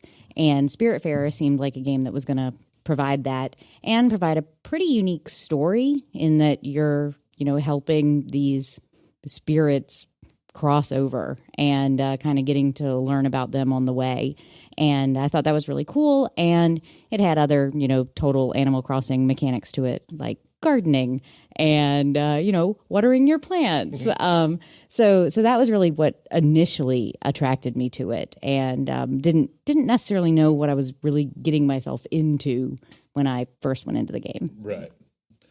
I played this game with you quite a bit because of the 2-player mechanic that we talked about before. And one of the things that I noticed was like watching you evolve in a way as a gamer, because Animal Crossing was very simplistic controls, but in Spiritfarer it's 2D and there's a lot of platforming in it. So this was like a kind of a new platforming experience for you. Like, am I right there? Like, what was that like?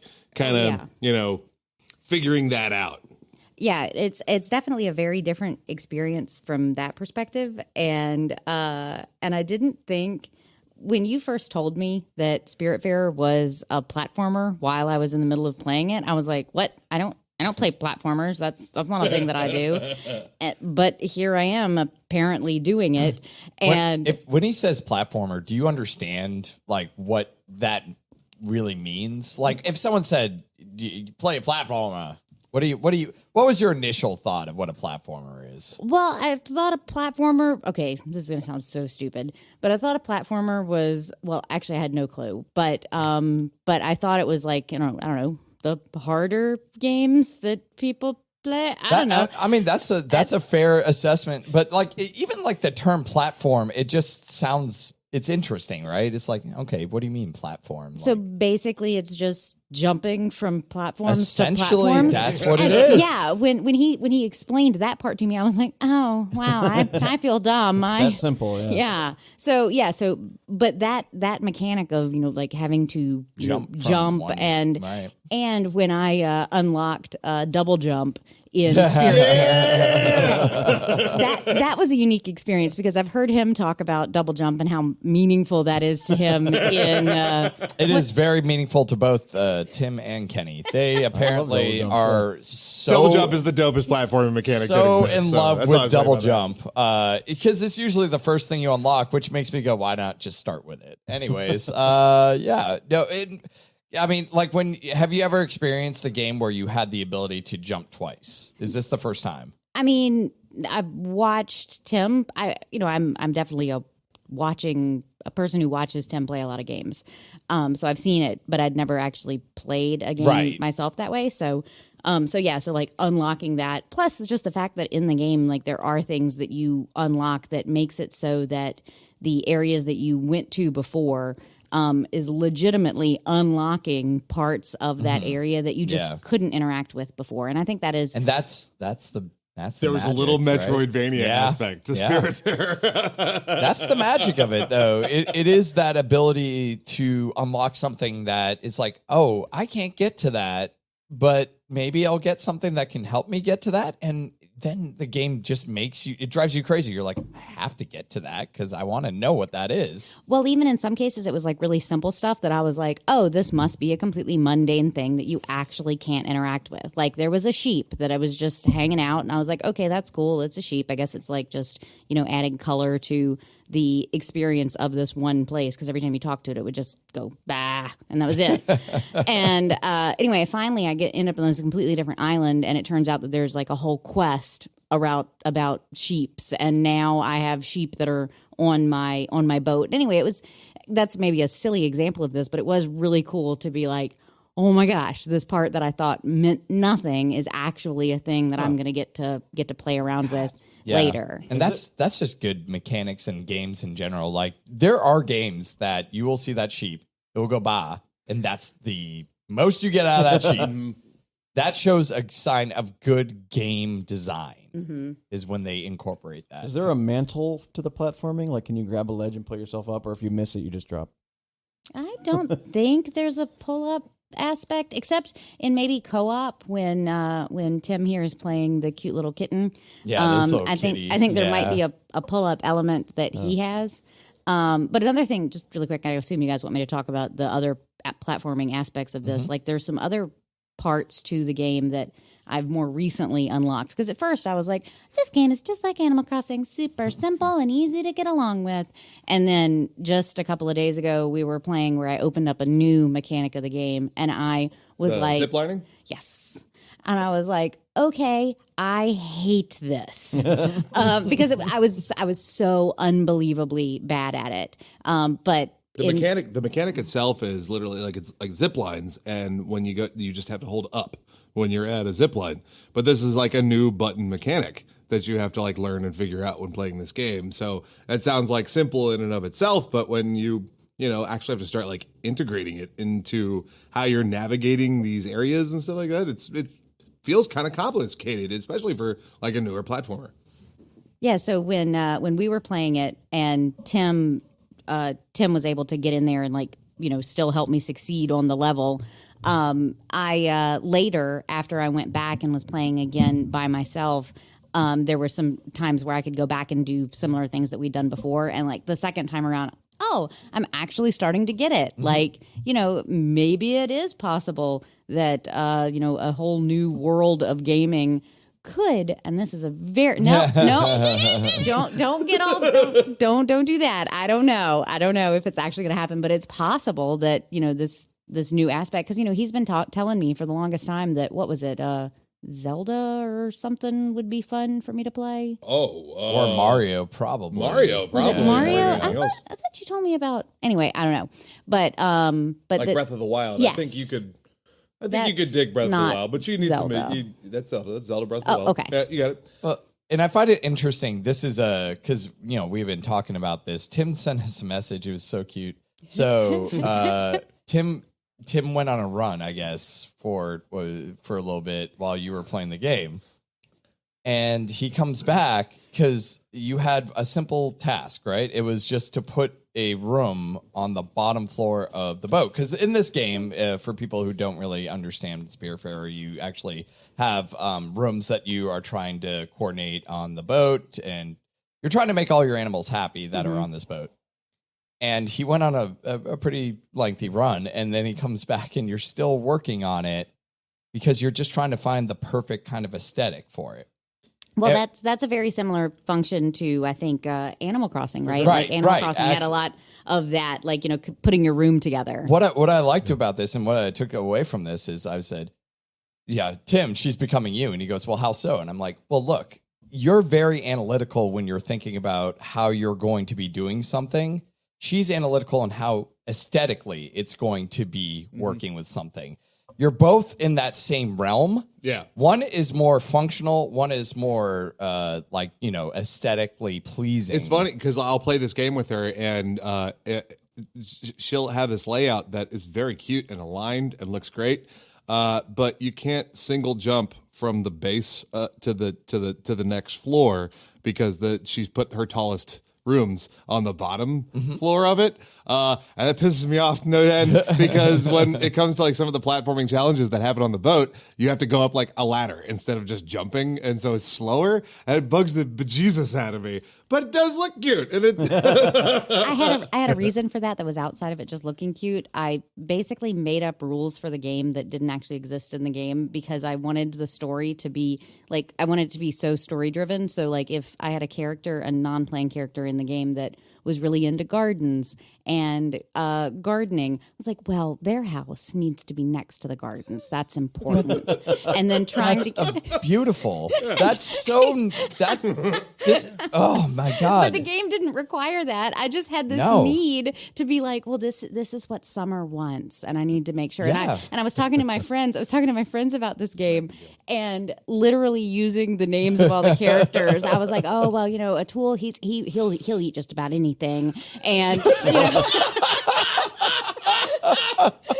That was the same with Animal Crossing, too. That's what you would. I started doing that with my Animal Crossing neighbors too. It's like, well, I had like Skippy or whatever. I'm like, Skippy just does this thing that really annoys me. We're pretty tight. I just know that Skippy, that's what he likes, and I'm going to give him this baseball because he's going to love it. But this goes to like one of the things why I love games. Okay, because like Tim could play this game and Tim could go, I'm going to make this optimized functional and I'm going to get through this and I'm going to beat this game. I'm going to enjoy the experience or whatever and do that. And you're looking at it like as a whole from the character's perspective, how would this make the person feel? And this brings you joy and like how you're kind of developing and doing it yourself. Both will get you to the end result. But like you're both enjoying it, could enjoy it on a different level. That's what's great about video games is you don't need to all have to enjoy it on the same fundamental. Yeah. Well, one thing I wanted to bring up especially too is there was a section of the game after Cathy unlocked the zip lining. You go into this mine, and this mine you have to navigate through like a series of relatively fast-paced, like quick reaction jumps from like zip line to zip line to get from platform to platform to like get up this mine. And in 2-player, the cat and the main character can go separate from one another up to an extent. The camera will stay on both of you, but eventually one of you travels outside of the screen and you can't see what's going on anymore. So we both wanted to. This mine was so big that only one of us couldn't just go up, which normally, like if we're going to approach a challenge, I could, do the challenging thing and get to the next area kind of thing while she like hung out below. But in this place in particular, it was too big. It was too wide. Even just to get to like a safe point where I could take the controller from her and try to do the same thing I just did in order to get the characters to catch up with one another, it was still too big for even that. So we had to quit the game and start again as single player in order to just have the single player and like navigate this thing so I could do the control. I was like, well, that's kind of obnoxious. And Cathy felt kind of down about that because it's just like, this is this thing that I can't do in this game or whatever. Did you have something to add there? I was just going to say, I probably could have done it. It just would have taken me a lot longer. Well, that's what I'm saying. Like, didn't you tell me like yesterday or something like that you ended up doing it on your own? Like you went back and actually did it and, you got better at the platforming aspect? Yes, but that was the aluminum dragon, not the... Oh, yeah, but still. Well, of course, we're talking about the aluminum dragon. It's like a platforming experience that like you have struggled with and that you've gotten better at because you're now like experiencing this new thing in a game and you're getting better at like maneuvering and mechanics. This is not an unapproachable thing. This game is actually really great at being like a good trainer for that because it is simplistic platforming that does get a little more complicated and all the stuff that's too complicated or that is very complicated is optional kind of thing. So it becomes like a personal challenge for yourself, just like any other, I guess, platforming game that you'd end up playing there where they have like really challenging, like think of Celeste or something like that. That's got, difficult platforming challenges that you have to get Cathy's better hands and let's try that game saying, out. But this is like, that's the thing. Like this is you kind have of like to a door opening experience because now you've got platforming experience that you've never had for before. And maybe we'll just add a gun sometime and the world will be your oyster. See, I don't like the combat. Yeah. I mean, I think you're starting to form a kind of a bond with a certain type of game style. Which is great. When you find that game style that's like, oh my God, yeah, I'm really clicking with this. Your Animal Crossing. I don't know if you played Stardew Valley, but Stardew Valley. I was going to bring that up. I fucking love that game. A lot of people love Stardew Valley. Yeah, I couldn't get a boyfriend. I didn't care to try. Do you try like bugging them and be like, "You're coming with me"? Well, I kept asking everybody out, and they kept saying no. And I had nobody to dance with. We went to this big you gotta dance. give them like a bunch of flowers or something. It just goes by game, In Skyrim, you just put on a necklace and approach somebody. It just is like, did you give them? That's much closer to real life. Works for me. Specific people in Stardew like specific things, and you're supposed to give them that specific thing on their birthday and on random days and stuff. But I was more obsessed with the farm itself. And well, it's more like Harvest Moon too, which is also I think you would absolutely enjoy Harvest Moon if you played a Harvest Moon game. Now, it's super enjoyable. Stardew had fighting in it, right? Wasn't mines. there were fighting in the mines? Absolutely. Yeah, and that wasn't horrible. No. It's because it's basic, right? It's not you're swinging something and that's it. Yeah, I can't imagine going to a boss fight or something. I feel like I would just. I don't know if Stardew has boss fights. No, I don't think so. I was just thinking about now that I'm apparently jumping into gaming. So I'm not jumping into gaming. Let's not put labels. Double here. jumping into gaming. Double jumping into double it. jumping into games. Yeah, I'm definitely recognizing the value of playing games. Like, it's actually a ridiculously calming experience. Mm-hmm. Like, you get Until singularly you're playing Dark Souls. singularly focused on this one thing. And for me, the one thing is, these games have been really calming. I think is a really great thing. And if there is a possibility that there could be more games out there that I could play that would give me that same experience, that would be amazing. Because I am really nervous about finishing Spiritfarer and then being sad. I should try Harvest Moon next if you want to stick with the same kind of stuff and you haven't played it yet. Yeah, like no, Ryan I haven't. said. It's I think it came before Stardew, right? But Harvest Moon's a very old game. Yeah. But yeah, Isn't Harvest Moon an N64 game? it was a Super Nintendo Super game Nintendo. first, yeah. Jesus Christ. I think that you're forming this kind of you're understanding and forming this kind of relationship with this style of game, and that's what really is great. Because for me in gaming, it was the platforming. It was Mario. Literally, Mario was one of the first games I ever played, original Mario, and it gave me the insight and the intuition to learn how to play a game. The first stage of Mario, the first thing that happens is a Goomba just walks straight towards you. If you don't understand what a jump button is, he's going to kill you. The game doesn't tell you what to do in that scenario, but you as a player are learning how that works. And that's kind of how the learning process works in a video game. It's about developing this kind of connection that you're having with, if the story's really grabbing you and then you're understanding the movement, it's this interesting handshake you have with it that really hits home. And when you get those games that are so good, like Animal Crossing, I know you absolutely loved. Oh yeah, that was a great handshake that you had with it, because you had this relationship that worked really well, where you could sink hours into it and just lose yourself into something that you're just passionate about. You wanted your town to look nice, and you wanted the people to be happy, and that's really what gaming's about, is just losing yourself in a moment. And when you can't get to that, because the problem is, with us, we play a lot of games, and it's hard to get that moment because we're jam-packed with it. We have so many games thrown at us, but there are those nuggets where those moments happen. And that's really what I love about gaming, more so than anything else. If you're comfortable with just swinging a regular stick or sword in those mines in Stardew, you could probably do a Zelda game, I would think. Yeah, I think so. I mean, we could start you off on a top-down one kind of thing and see what you think of it, and muck around with it. Link to the past. That's what they modeled those like that part of Stardew Valley where you're in the mines and stuff is like the Zelda games. What it is, I mean, it's basically what I would it is. think that if you're going to start her, the Switch got the Link's Awakening remake. It's super that's a cute. great idea. I have it on super disc at the cute. house, Right. Or We'll try it. Maybe you might get into it. Maybe not. Yeah. Whatever. We'll give It's it a super shot. cute and not hard, to grasp the basic concepts of it, which is just move and swing. This is a stupid non-gamer question, but do people?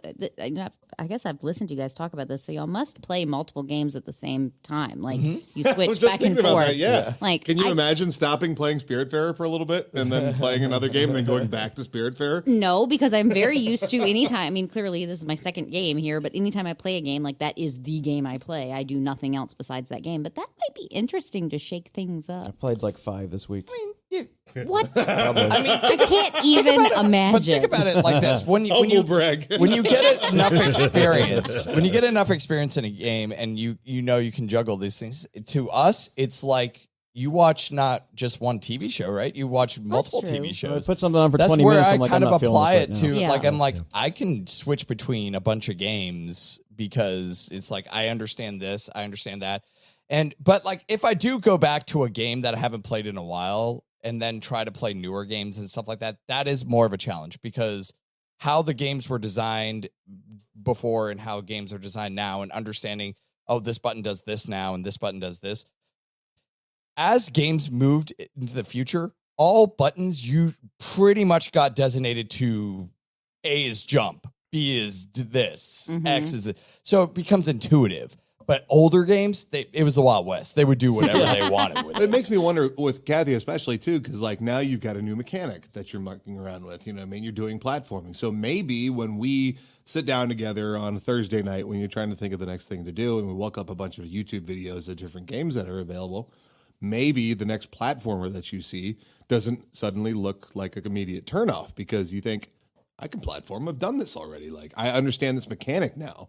So it's kind of cool to see like a burgeoning possibility that's of interesting. what you could get into because it's not as daunting anymore. Yeah, because I mean that's really been it. It's been like intimidating and something that I just looked frustrating and annoying, especially listening to him play a game, like the cursing and just the freaking out. And I'm like, this sounds awful. I don't want to do that. Well, the other morning. After all these years of me being like, why does he subject himself to this? Here I am sitting there in this damn mine trying to navigate this zip line, screaming at the TV and just shaking the controller. And I was like, oh, I get it. Cathy, did you just have your first rage? I guess I did. She saw it through though. For the record, she didn't quit like some people with FromSoft games.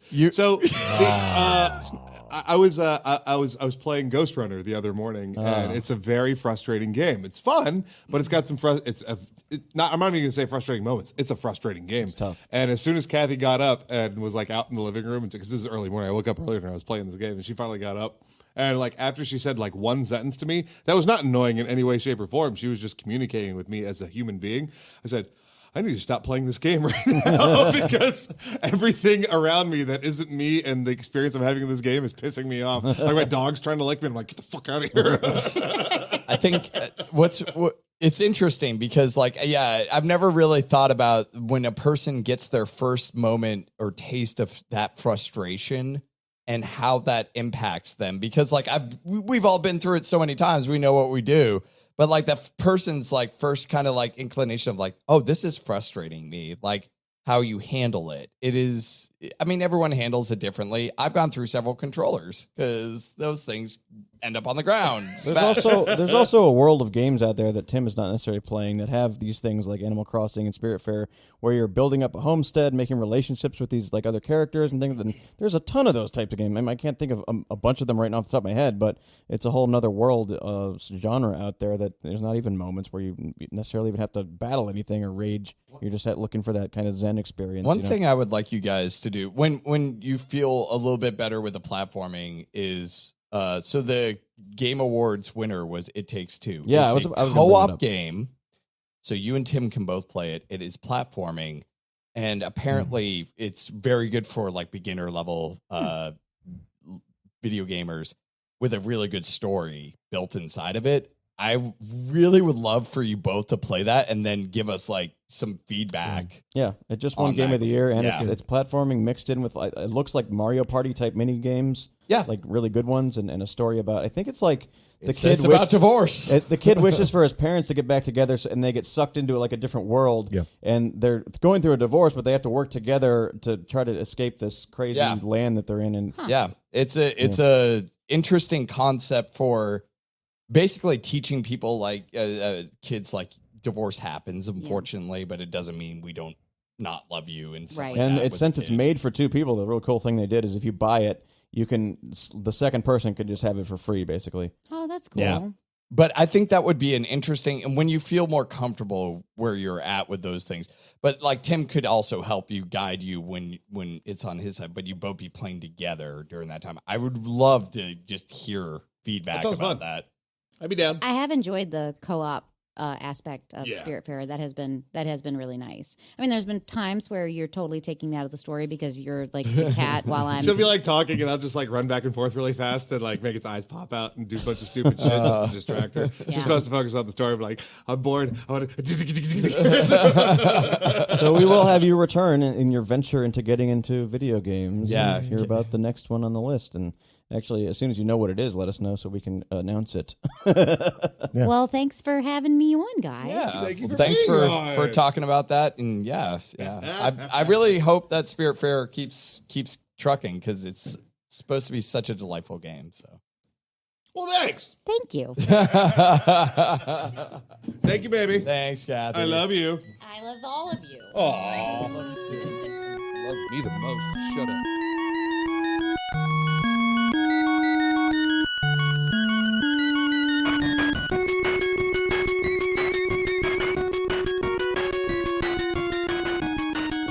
This is actually a perfect segue talking about It Takes Two at the end there because that won Game of the Year, as we know. You played it with Fallon, didn't you? Or not all of it, some of it? We haven't finished it yet. Okay. You are. So you're playing that with Fallon. Yeah. Okay. It's a little. To me, it's a little long. Yeah. They mentioned it on the first Feud podcast. We did. Okay. It's good. Yeah. It's a Gotcha. good game. It is a little long. Yeah, I'm just really interested in it now. I mean, Yeah, now that it check it won, out. No, I mean supposed to be it's a amazing. good game and fun to play with people. It just Well, Kenny's think on Game got Pass. used You to and I can Unraveled. I think was the one on. Oh yeah, the PlayStation Unraveled. exclusive. Unraveled 2. Unravel 2. Yeah, Unravel 2, Yeah. which was a nice little sort of like 2-hour game-ish. Okay. It was great, like just maybe 1 or 2 game session kind of thing. To me, It Takes Two is Man, like Unravel. unless you're a super gamer, It's long. like it's a little long. Yeah. So Yeah. Fair enough. Unravel was one of those because, like, I remember when they announced it, the guy was super about that. Like, he was crying over this game because he was so excited that his game got made. It's Fucking like, worked. man, Got hype. it did. It got me to buy it. Like, I tried out the first Unravel. I was like, this is a pretty good game. And, you know, I haven't played the first one. I only played the second one. yeah, I It was haven't good. really We had played the fun. second one. But Kenny, you can be my wife, and It Takes Two. I want to try it. Yeah. We can play it online because we have Game Pass. And So the segue was into the Game Awards because it won Yeah. Game of the Year, and the Game Awards we made Which, bets on yes. stuff. That's true. Oh, we yeah, did. that's right. We did Isaac, that. I understand you listened to the last episode. Do you remember the bets we did? I actually don't think I heard this segment. son of a bitch. Well, I'm not going to go through them one by one because pretty much none of them happened except there's a couple. So basically, like, what There we was a did winner was here. we made bets about random ass things that would have happened during the Game Awards. Some of the stuff that pretty typical, and other things that we just kind of shot for the moon, to see if it would possibly Like a happen. VGA drinking game. Exactly, but we used Beatles Monopoly money and all had $1,500, Came out and well. we made bets and tried to upbet one another. One on of the certain biggest things that did not happen, I've seen in the news a lot recently, is Hollow Knight. It's kind of weird that like, everyone was expecting that one, didn't Well, they? I'm so ready for There Silk was Song. a update to the one of the pages for Hollow Knight, so I Right. think they're getting ready. It's It's probably going to get coming. announced. I'm just so excited. I mean, like they had that gameplay trailer at the beginning of this year or whatever, and it looks great. And I know they're play testing. They're waiting for their Hey, man, launch. you're a patient gamer. And when it happens, I'm a patient gamer, but I'll still be day one on Silk You're Song. gonna day one that That's one. how much I All right. loved Hollow Knight, and I still love Hollow Knight, and I know Silk Song is going to be a masterpiece. Like I have no doubt. This is way beyond anything I felt about Cyberpunk or any other like day one things that I got. Cyberpunk was built on hype from like the community and how we they were all all got excited about it burned. and everything. Yeah. Silk Song, 100% of my Silk Song excitement has been internal. Like it's not been about what the internet's been saying about it or anything like that. I just know you could make the same fucking game with a new protagonist like they're doing with this one, I'd still love it. You know what I mean? Because just because they've got unique skills coming up for this person, that's going to make for a different gaming experience.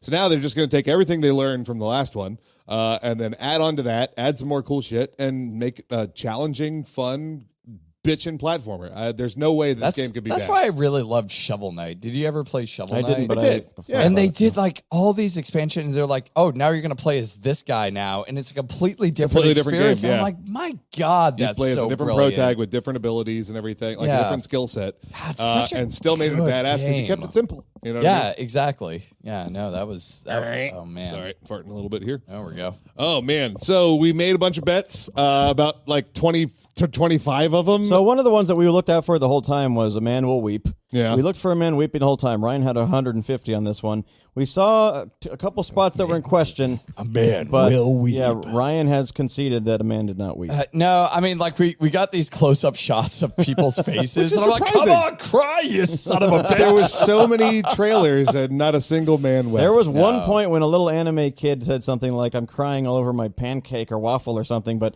then it cut away from real quick. We didn't actually see him crying. It was and he was on TeamSpeak. He was on TeamSpeak saying that, and the character was doing a weep emoji, but I don't count that because it's fucking weird. Yeah, that's not crying. Fair enough. I'm taking myself out of that. So one. I was fair asking Ryan this, and he says it doesn't count. We did discuss that Among Us VR does not count That does as a not VR count. only game. No, because we No. talked about Okay. specifically it had to be like something that was not Yeah. a VR remake. Yeah, You know what I mean? Like Exclusive VR. Alex would have Alex would have Alex. counted. Yeah. Alex would have counted because it wasn't anywhere else. You know what I mean? right. But that is to say, also, it looks like the format of this game is completely different. You know what I mean? This is not like first-person perspective Skyrim, made into a VR game, and that feels like the same game. Only one is in VR and one's not. This one actually is a very different looking game. You know what I mean? Like you are looking at a 3D world instead of top-down. But at the same time, like it is I think pretty much the same game. I think it's like, going to be the same. Well, Well, either way, I don't think it would matter because I think Tim's going to win either way because of the giant bet that you put on, because we battled out for this to win this one, the meme, which there are tons of memes right now. It's lots of Joseph Ferris winning from the previous awards in this one, and a funny caption about the fuck you, the fuck everything, Oscars, and then fuck and this. now I'm winning, and blah, blah, blah. So you won 600 for that. Holy Because shit. you bet 300. Keeley Made addresses some money. toxicity. Ryan won that one right off the bat. Oh yeah, that was The like first thing he immediate. did. Like Ryan, you killed it on that one. I even stated like there was going to be a helpline thing. That was like, can I get Totally bonus was. There was a points? message, like a text message number. Can I get bonus points for calling out that they were probably going to put like a bonus? I'd give him $50 for that. Helpline I'd throw $50 down on it. I mean, the one weird I bet thing about $50 that though, Ryan gets bonus points on the that. one weird thing about it though is they didn't call out specific companies for it. They were just saying stop doing it. One of the companies that they showed the Quantic Dreams. Yeah. is having a lot of things crop up right now with allegations. Yeah. And they still featured a trailer there. And so that's mixed messaging. If you're going to say, hey, we need to stop this, but we're going to promote Boy, that sure is something else. deep. I mean, Jesus Christ. I mean, why does the well-being of gaming culture have to fall on Jeff Keighley's shoulders to like Atlas present to this world, man. like the ideal of how the gaming community should be, and there's no room for error. Like he said what needed to be said. Everybody knew Activision already had problems. Yeah, I think everybody knows what's going but on. it's interesting. I was listening to a podcast. It was interesting about this when they were talking about it. They were saying if they were surprised they didn't hear like audience just chanting for the CEO of Blizzard Activision to quit, like just like fire this guy, or like say like fire this CEO or whatever. I wonder like, how much like, that just has to do with the fact that fucking some people just don't give a shit. It's not that they don't, it's not that they like think that it doesn't matter, but they just don't give a shit. Yeah. Like it's not important to some people. Yeah. Maybe. I don't know. But it's interesting because it's a very tough. I mean, Isaac, you can probably talk a little bit about this being in the industry itself. I mean, I don't. How does Warner Brothers treat Well, women? no, hold on. So there hasn't been anything on Warner Brothers' side, but you're in the industry, so there's probably talk about the possibilities and stuff like that, like within other studios and stuff like that. So, I mean, it's interesting from a perspective of, do you think that someone should call out specific companies on a platform like that to say, hey, no, we should chastise them for what they're doing? I think you could do it without No comment.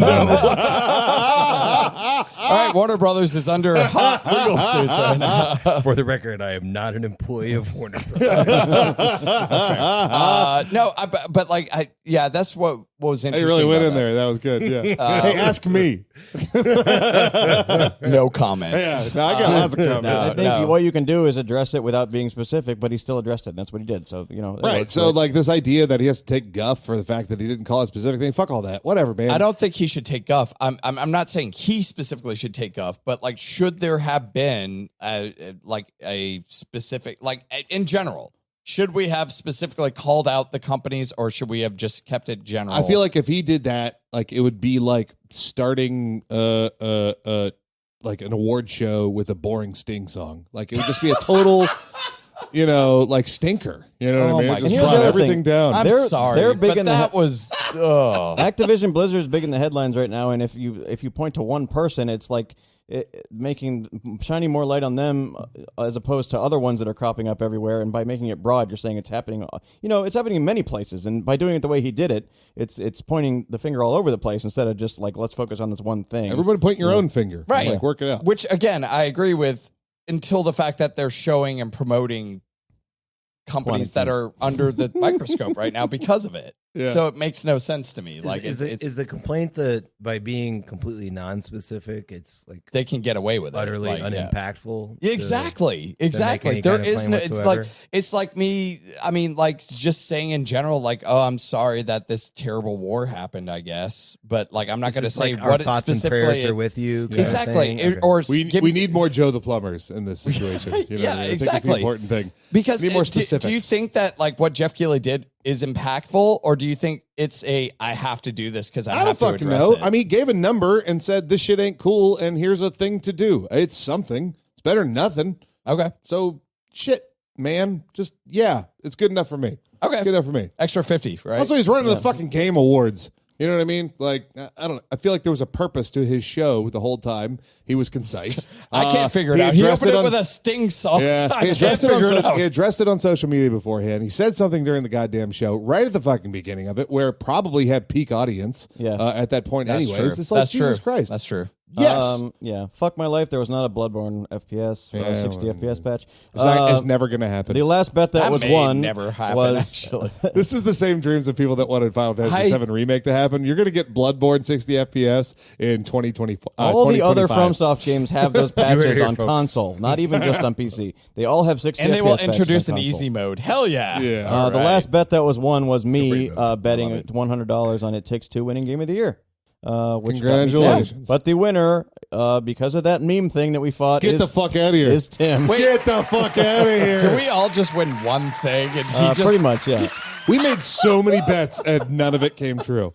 Oh my It's ridiculous. God. And they never even came close. Oh wow. No, there was lots of big stuff that didn't happen. Blue Yeah. Point New IP. I think God Guillermo of War del Ragnarok. Toro Del kind Tormo. of hinted. All right, Giancarlo Esposito Giancarlos. Jr. III.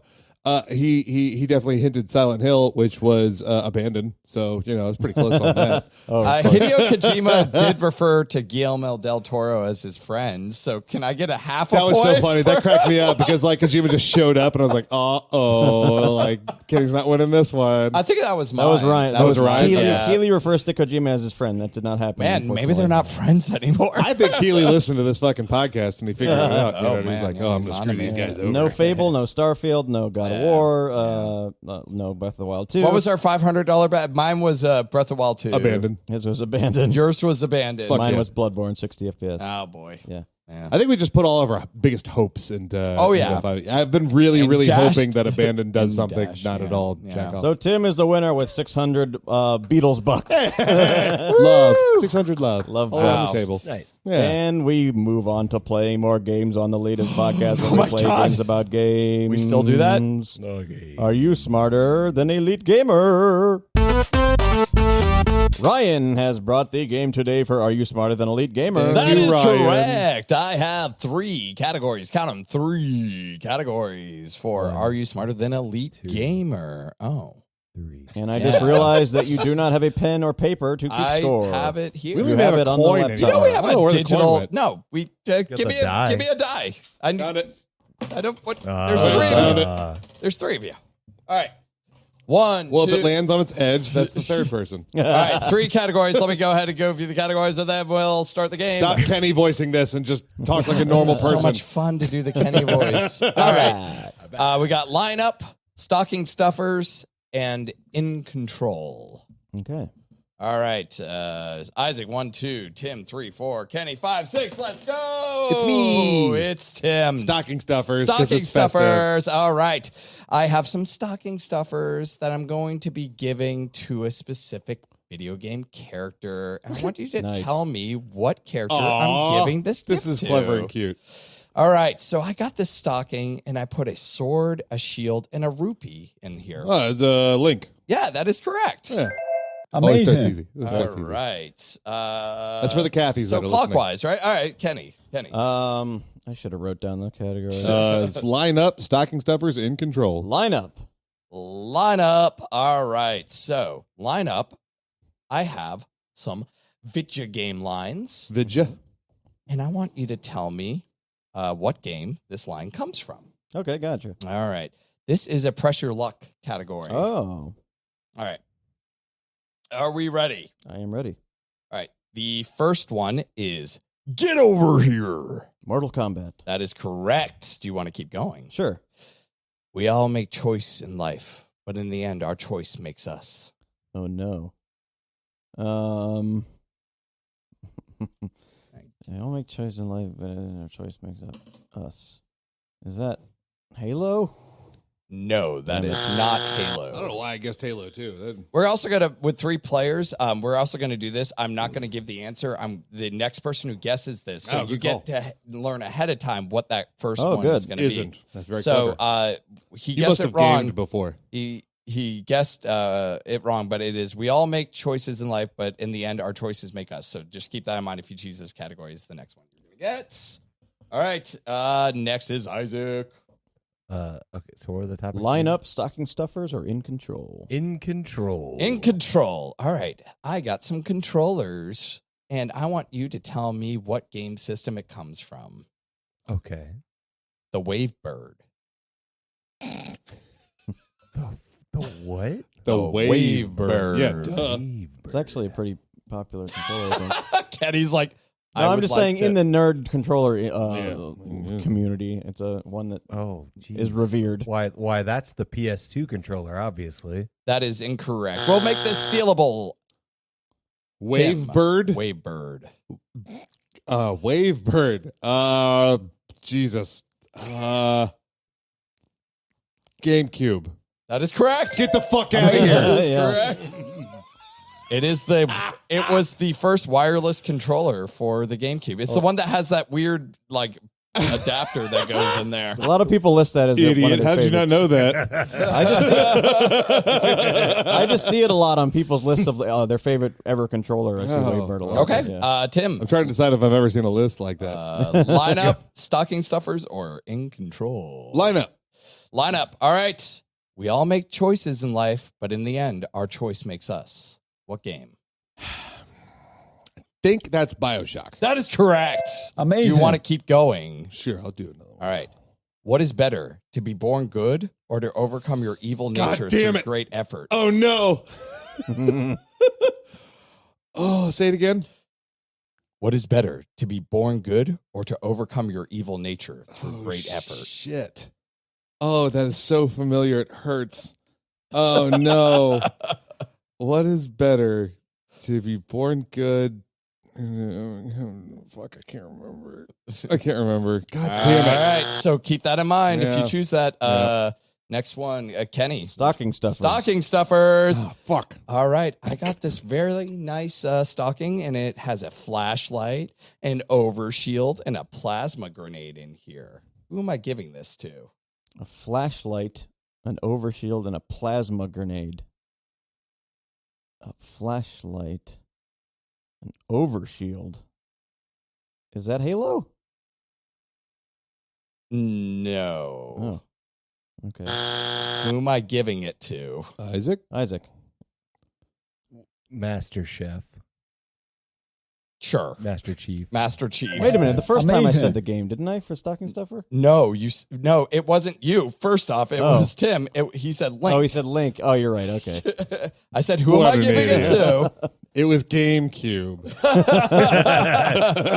Know your game, Kenny. All right, Isaac. Well, I knew the Bird answer, hello. obviously.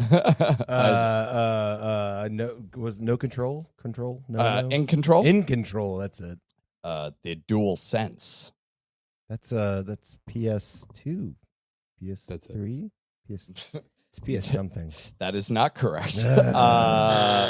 This was stealable, so Tim, the Dual Sense. Dual Sense? Shit. PS1. That is incorrect. Kenny, That's the PS5. that is correct. Oh, gross. Amazing. All right. We're making strides Sweet. here, guys. I'm learning Yeah, things. that's to Tim, I think. Which All is right. amazing. Next is Tim. Stocking stuffers. Stocking stuffers. All right, Tim. In here, I have a Wumpa fruit, a nitro crate, and a time relic. A nitro crate and a time relic. And a Wumpa fruit. And a Wampa fruit.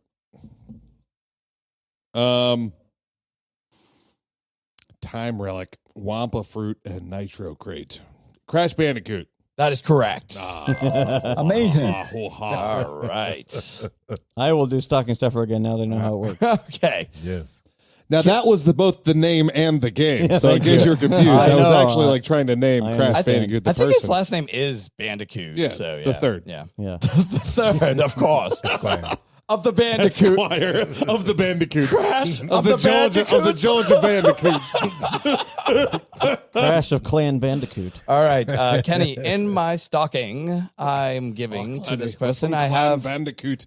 a drill, a rivet gun, and insect swarm. A drill, a rivet gun, an insect swarm. Is insect swarm... Wait a minute. That's not... I don't know why the first thing I thought was Bioshock, but that's not right, because I don't know the characters. Well, okay. Drill, rivet gun. Oh, Ratchet. That is incorrect. Damn it. Oh. I don't know if let's not make this stealable. Well, do we want to steal it? Isaac, do you want to steal it? No. All right, we're not stealing these then. All right, that was a Big Daddy. Oh, so I It is did think Bioshock. correctly. Yeah. That's good. Yeah. All right. All right, you're dumb, Kenny. Well, I don't know why. Just like, Why would he get an insect swarm? I was when- thinking isn't that- Bioshock as well, but I was like, why? that's why I threw insect swarm in I mean, there. I get it. Like, Just I was to thinking get you to Bioshock. Bioshock. Can I interrupt something real quick? Yeah. Can you repeat that line from the last line one? Which What? one? The last lineup that's going to be the next thing. Can you repeat the line? Sure. What is... he really wants to nail this one. What is better, to be born good or to overcome your evil nature through great effort? Oh, You guys can continue going. I just wanted to mull this over in my brain. Isaac, what category do you want to do? I want to do In Control again. I'm really feeling this category. You know why? Because I remember it. I got a good feeling for this one for you. All right. Joy-Con. It's very familiar. The Joy-Con is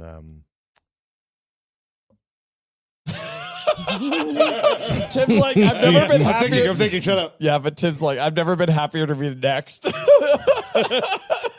The funny thing is I couldn't think of this fucking name last episode when we were recording. the name's familiar to me. I'm trying to think of it. It's not Jesus. No, No, it's definitely not Jesus. Yes, ha ha ha.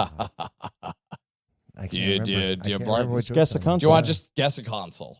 Oh Jesus. The Joy-Con. I guess is- GameCube and I was right, but don't guess that one because it probably isn't right. That's my hint.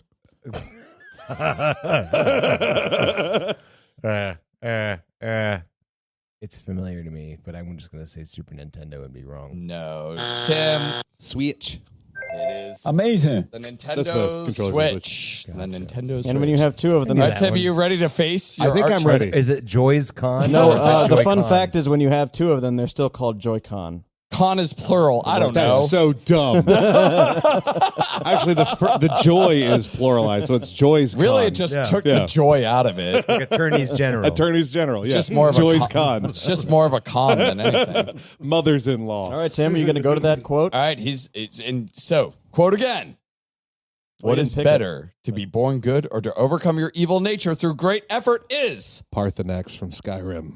That is, wow, that's, I would do bonus points, but. You don't have bonus Amazing. points. Yes. I remembered it. Oh, Like, wait, I got do you it. want to keep going? Sorry, before I give you the point. You know what? Yes. All right. This hold won't on. backfire at all. Let me reset this. All right. Next is, let's see if you can do this I one. probably can't. I fucked it all up. I spent all this Bring time. me a bucket and I'll show you a bucket. That's it? Yep. Bring me a bucket and I'll show you a bucket. Oh, God. Bring me a bucket, and I'll show you a bucket. Steep. Has to be the exact game, right? Yeah.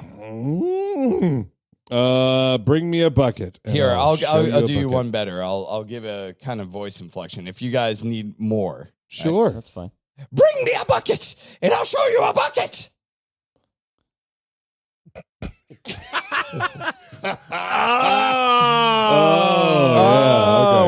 Right. I actually do have kind of a That's guess now that I hear that. Parthenax from Skyrim. No, hold on. Let me think. Bring me a bucket, and I'll show you a bucket. I don't know. Borderlands 2. That's correct. Get the fuck out of here. That is correct. Holy crap. I'm going to go ahead and stop there. When I heard that voice, that's exactly what I thought. Oh, I felt like a psycho or something yeah. like that. It from- is a psycho from the fuck Borderlands. Excellent impression, then, my friend. Oh, man. I will take In Control. All right. Connect. Xbox. Xbox One. That is correct. Yeah. Connect was Xbox Amazing. One? Yeah. I thought it was 360. No. Ooh. Yeah. Clearly, I don't remember. Isaac. I'll try the stocking stuffer one for a change. Stocking stuffer. All right. We have an Omni tool, Metagel, and the N7 armor. Oh! And Tim's lucking out with Yeah. it. This is pretty The good. Omni, not just like any standard. An Omni tool. N7 is what gave it away for me. I knew it I just had from to Omnitool. I had to throw something to make it a little bit more. Yep. No, I don't know. All right. Universal outcome. No. This one wasn't stealable, right? Didn't you say It is was? stealable. Oh, it is. Yeah. Is that Mass Effect? No. No? Oh, fuck. Kenny, who am I giving this to? Jack Shepard. Yes. Or I just gotta Shepard. get the name. Or Jane That's the Shepard. name of the person. Oops. Amazing. I'm not giving it to the game. I'm Jane giving it to the Shepard. person. Right. I fucked that up. I got excited. Plus, I had a lot of beer. Well, that will happen. My turn. All right. Wait. Yes. Yeah, It is your turn. I really like the lineups. All right, let's keep going. They're racking my brain, and I love All it. right. It's making me think. It's a funny thing, ambition. It can take one to sublime heights or harrowing depths, and sometimes they are one and the same. I I think Kenny may know this. Oh, Destiny. No. All right. Yeah, this we'll keep this in Yeah, Kenny. I don't know that. So, Oh, okay. So, is there more controller ones? Yeah, don't know there's that I'll more take that controller. again. Oh, well. That's my category, I think. That All sounds right, familiar. the Super Scope. Super Scope was on Super Nintendo. That is correct. See, you could have given me that one. Amazing. Right? Yeah. Yeah, you gave him that easy one from 1993 instead of that Hey, I was a that kid hard then. one from 2020. This is back when I paid attention to commercials. And actually, just for correction, I do think that there was a Connect for the Xbox 360. It And probably also, came out, for the but, record, like, I it think was more Joy-Con is refined on fucking Xbox stupid. One. It's a controller for the Switch. It is.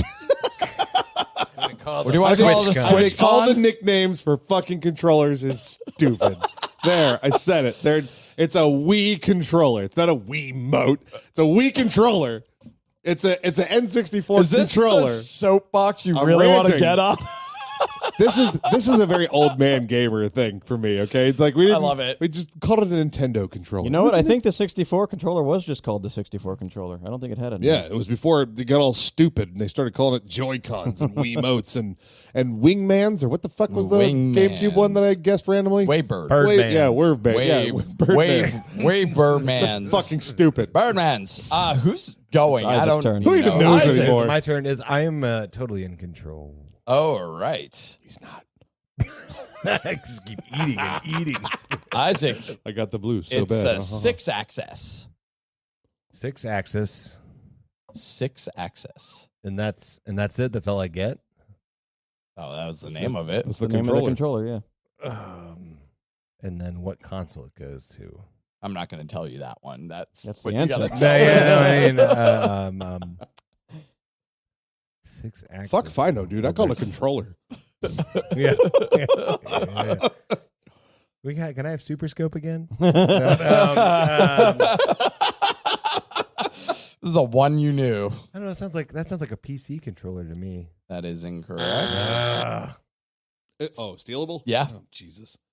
6-axis. Jaguar. No. PlayStation 3. There you go, Kenny. Amazing. Kenny Man, he was knows like on his the trigger and controllers. everything, dude. That is my category. I know all of those. Fucking All it's a right. PlayStation 3 What the hell does it do? It's what the is it? PS3 They call it a controller. 6-axis because it was the first one you could do like this kind of It's stuff. gyroscope Gyroscope technology. stuff, yeah. Oh, here and am I thinking is like maybe a flight simulator kind of controller or something like that. I don't know. It's still a The dumb pedals name and- anyways. So, Yeah, it anyways, Tim, go ahead. No. Oh, all right, Kenny. Stocking stuffers. This time I'm going to do it right. All right. Unfortunately, guys, I only have one more stocking. All right. So I'm going to get All it. right. I got a missile. I got an ice beam, and I got a Varia suit. Oh. Oh, Samus Aran. That is correct. Amazing. Yeah, I wanted to be that nice, pleasant. You know, I like- called Samus Aran for the longest Is time. it? Wait, is it Aran? They said or- Aran in and Dread. Dread. Oh, interesting. Samus Aran. Yeah. The computer voice that you talked to. Funny, Samus you Aran. know, I almost don't want them to tell me. Yeah. It's like It's- it's a little bit of a You thrill. know the It story. turns out it's It's like Seal when we Day. were talking about when you were on the show and we were talking about how you pronounce Lucha. Lucia? Yeah. You know, we'll never fucking know unless we dig and try to find out how it's Is exactly it pronounced. Terra? Oh, it's Terra, right? That's Yeah. Terra. Yeah. Yeah. I would That say one that made would- more Man, sense. we could have a whole episode of like, wait a second. Sabin from Like, Final how do you Fantasy. pronounce Sabin, these people's Sabin, names? Sabine, Turns out. Sabine, yeah. yeah. Edgar, Seles, Seals. Final Fantasy 6 is packed with fucking names. You have no idea how they're pronounced. Well, there used to be big controversy between Aerith or Ares. Like some people would yeah, say but Ares. that was a translation thing because some games Yeah, I think so. did yeah. Aerith and some did Aerith. Aerith. Yeah. And Aerith. I think the remake was Aerith. Right? Yeah, it's Aerith, Aerith. yeah. Yeah. Yeah. But I think in original it was Aerith. Aeris. Yes. Was it? Yes. No shit. Yeah, they changed Wow. it. Yeah. So Today I learned. What's one? Luigi. Luigi, yeah. Elijah. Yeah. They But put that the just made me hyphen think with of- the I at the end. No, Genshin that's Impact. Genshin. No, Genji Gengar? Glove is what I'm thinking. But was that one of the? Is that relevant at all? It's not. Next, I love that we've gone up. Oh, and yeah. Kenny, you're going to have so much fun editing this. Are there more control questions left? Yes, there Let's are. do it. That's my category. yeah. We're on you, right? Yeah. All Please, right. on Christ, just give it to him. Move. The move is PlayStation 4. You know what? I'm giving it to you. Oh, it came out Amazing. with the PS3? Is that Yeah, why? it's Oh. on PS3 and PS4. It's on It's one both. of those things. It's the same thing with the Kinect. Kinect came out with the Xbox 3. I can't give you the Xbox One without giving you that, so I got to give you that. Okay. All right. I'm an idiot. Isaac. Yeah. In control and line up All or right, left? Line up. Choosing control. I think you got this. There you go. You son of a bitch. I better get it. All right. Do it. The Zapper. Oh, well, that's the NES. Yeah, there you go. No, I knew it. Ness. Ness. I Not- believe not it's yes. pronounced Nice. Oh, yeah. Line up. Nintendo. All right. Okay, so hold on. Before we do this, did anyone? I'll say the quote again. Does no one know this quote? Because I think I gave you this one. That's right. Yeah. Say it one more So- time. It's a funny thing, ambition. It can take one to sublime heights or harrowing depths, I know and I've sometimes they are one and the same. I don't want to keep Pokemon. repeating until people get it Mass right. Effect. I So have no. no idea. Okay. So that question's off. So what was that one? Dishonored. Don't pay. Oh. Yeah, I wouldn't have gotten that one. Didn't really pay attention. to All right. that. Resulting groans. Okay. Here we go. It sounded like me playing Dishonored. All right, Tim. Some trees flourish, others die. Some cattle grow strong, and others are taken by wolves. Some men are born rich enough to dumb enough to enjoy their lives. Ain't nothing fair. I don't know, Red Dead Redemption? That's correct. Amazing. Is that the only category left? Oh, wait. Do you want to keep going? Is that the only category left? Is there any... No, there's more in control, but do you want to keep going? How many more of these are there? Like 8. Ooh, fuck me. It's a pressure luck. That's why there's more. Sure, let's do another one. All right. You were worried there weren't going to be enough content. I think for you could fucking do this 4 one, players. too. This is great, yeah. It's time to kick ass and chew bubblegum, and I'm all out of gum. Duke Nukem? Yeah, that's correct. Yeah. You want to keep going? Yes. Amazing. I'm going to do one more. 'cause Oh, I'm an idiot. You're crazy. Crazy. All right. Crazy, man. It's easy to forget what a sin is in the middle of a battlefield. A sin is in the middle of a battlefield. Jesus Christ.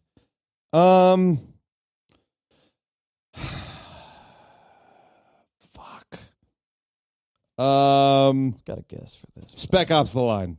That is incorrect. That would have been like, you're- pretty like apropos, right? So actually, yeah. you're- take that point away. All right, Kenny. You said there's more in control.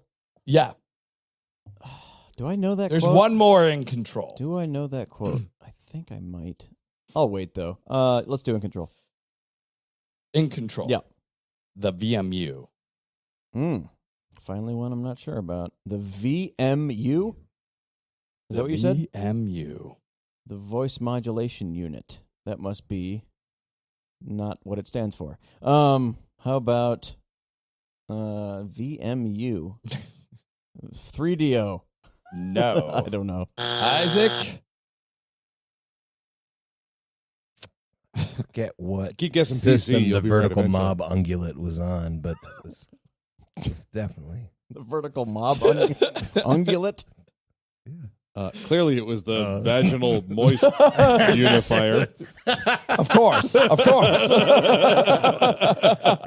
What did Kenny guess? I guess the 3DO. So I'll go with the other one, the Jaguar. I'll do the Jaguar. No. again. All right, Tim.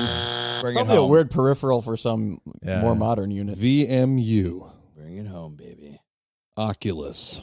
No. What is that? No. All right. It's the one video game console you guys never play and I know a lot Dreamcast. about. Yes. Oh, it is Dreamcast. the Get that Dream. point? Sure. What the hell? Isaac gets a point. What does it stand for? The visual memory unit. Oh, okay. Because it was a handheld game console. Oh, Yeah, okay. so Fuck, whatever. that's Isaac's turn. All right. We dishonored ourselves. It's easy to forget what is a sin in the middle of a battlefield. Yeah. It is, isn't it? Been there. Spec Ops: The Line would have been so good. It for would have that. been good. Isaac, I'm going to give you some more. I'm going to give you a hint. I'm gonna give you a hint. 2 I'm going to give you a hint. Okay, give me a before you. I'm going to say this while I'm in a cardboard box. That's God what damn it. That's what I was going to guess. You fucking kidding me? I'm going to say this while inside a cardboard box. I bet you will, but that doesn't And help. then a guard sees me and they get an exclamation point above their head. They go, what sees you? Okay. Oh my God. I'm Metal giving Gear you- Solid. Yes. Oh, see, I'm not a Metal Gear player. There you go. Doesn't mean All I right, get Tim. to- Tim. Well, it's Tim didn't know before, well, and I did. Yeah, no, that's fine. Do you want to press your luck? Sure. All right. Don't worry, kid. This will be the great equalizer. The courage to walk into the darkness, but the courage to walk into the darkness, but strength to return to the light. What the fuck? He's so dumb and cliche. It's like saying I like wearing shorts. They're comfy and easy to wear. And it'd be like Pokemon. And you'd be like, good job, Tim. But no, you're like some shit that's life changing. Well, it's funny because like all these video game affirmations are all like it's so dumb. It's like I am hungry and must eat Yeah, to for real. live, to die. What's the quote It's again? like, what? It is the courage to walk into the darkness, but strength to return to the light. I don't know. Fallen Order. No. Is that Destiny? That is correct. Amazing. Dark and light, you harness the power of the light. Do you want to continue? Yeah, it's also the Jedi's do that. Can I look at the scores? I was going to guess Jesus nicely Christ. Am I over. allowed to? Sure. Oh, that's such a Destiny thing. 7, they were the first Tim, ones to Isaac do that. 3, you 6. Well, it's like we were at the So if Knight you Rider take this, earlier, you'll they be mentioned tied. Star Wars. All right, I'll try Any it. game where you go outside and then go back in, where towards Minecraft, the courage to go out into the darkness and then return to the light. Boom, Minecraft. Tim's All bitter. right. Kenny, Yeah. who are you that do not know your history? Oh, that's it. Damn it. Who are you that do not know your history? Stupid grammar. I mean, do not know your history. Who are you that do not know your history? I'm just gonna say history, civilization. That is incorrect. I don't know. You should have gone for it. Who are you that do not know your history, guys? Yeah, Isaac. You know that? Definitely a plural noun of some sort. All right, Tim. Spec Ops, the line. No. All right, you both don't. You all didn't get it. It is from Fallout New Vegas. Ulysses. Ulysses. Who the fuck is that? Ulysses. Or That's Grant. Ulysses. Who's that? I don't remember. Yeah. Well, there you Isaac's go. turn. Oh, we still have categories? New No, we're Vegas? just going through. Yeah, it's all New the Vegas. rest of the quotes. Oh, Lineup. What's the quote again? I was going to look up who said it. Who are you that do not know your history? All right. It's a plural noun. Ulysses. Who the? Oh, it's from Lonesome Road DLC. I was just saying I've never gone through the DLC, and I'm looking forward to doing that. So I'm sure I'll hear that line very soon, and we'll do this right. game again next week, and I'll get And it. then you'll get it right. Oh, we're not going to be here next week. Oh. Go ahead, Ice. All right. Yeah.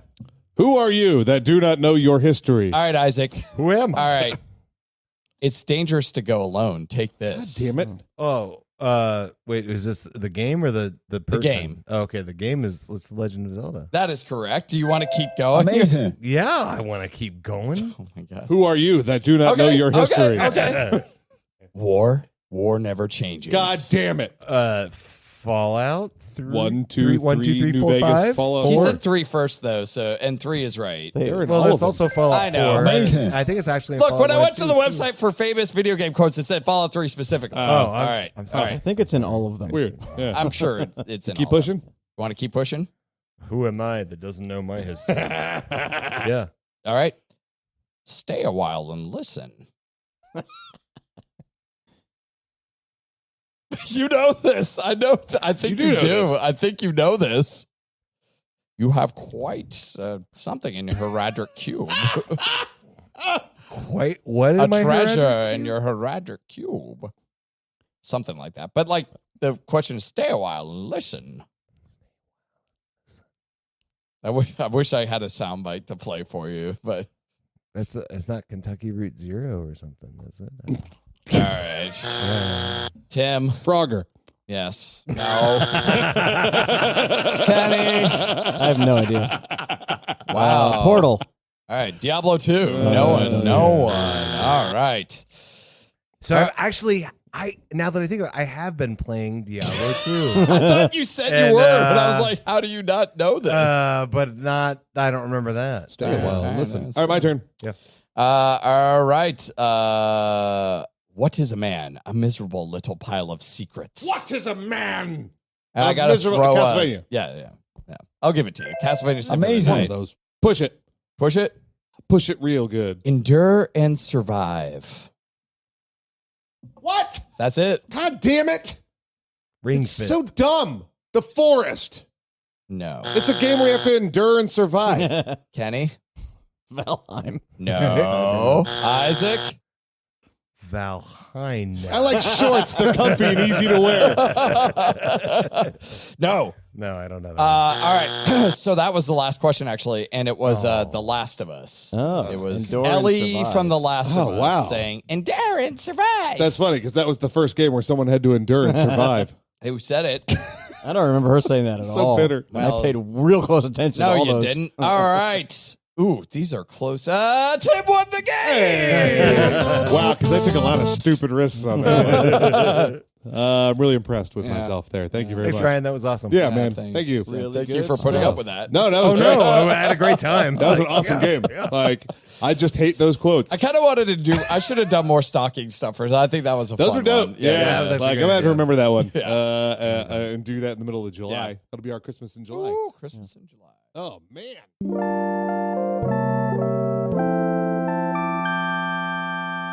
All right, guys, another episode of the Leetist podcast in the can, everybody. We did it. Hey, by the way, we're going to can. be on a Christmas break, but we're going to have some content for you during the break that we're all getting together tonight to do. We're playing lots of games, so there's plenty of you for you. Plenty of you for you. Plenty For of you, you. and plenty for you. For you, plenty I can't of. fault Kenny. I can't fault Kenny when he messes up the outro stuff because it's so hard to do all of it that I'll totally forgive just like a quick. I said things wrong. Yeah, fuck. Dude, it's Go cool. ahead, Like, Tim. it's totally cool. Like if I tried to do this right now, it would be just like rambling and walking away from the microphone, and I'd take my pants off at some point. It'd be really weird. Keep your Can podcast we have feeds to have open. that HR meeting again? This is weird. Look for the bonus episode Still to can't pop believe we up hired somebody for HR during your for Christmas podcast. vacations, and send us email at TheLeetistPod@gmail.com, at TheLeetist on Twitter. Send your game suggestions where we play here games about games on The Leetist. Send us your own games, and we'll catch you next time on The Leetist. Goodbye, everybody. Happy Goodbye, New Ryan. Year-ish. Goodbye, Tim. Thank you, Yeah, Isaac. y'all. Take it easy. Bye.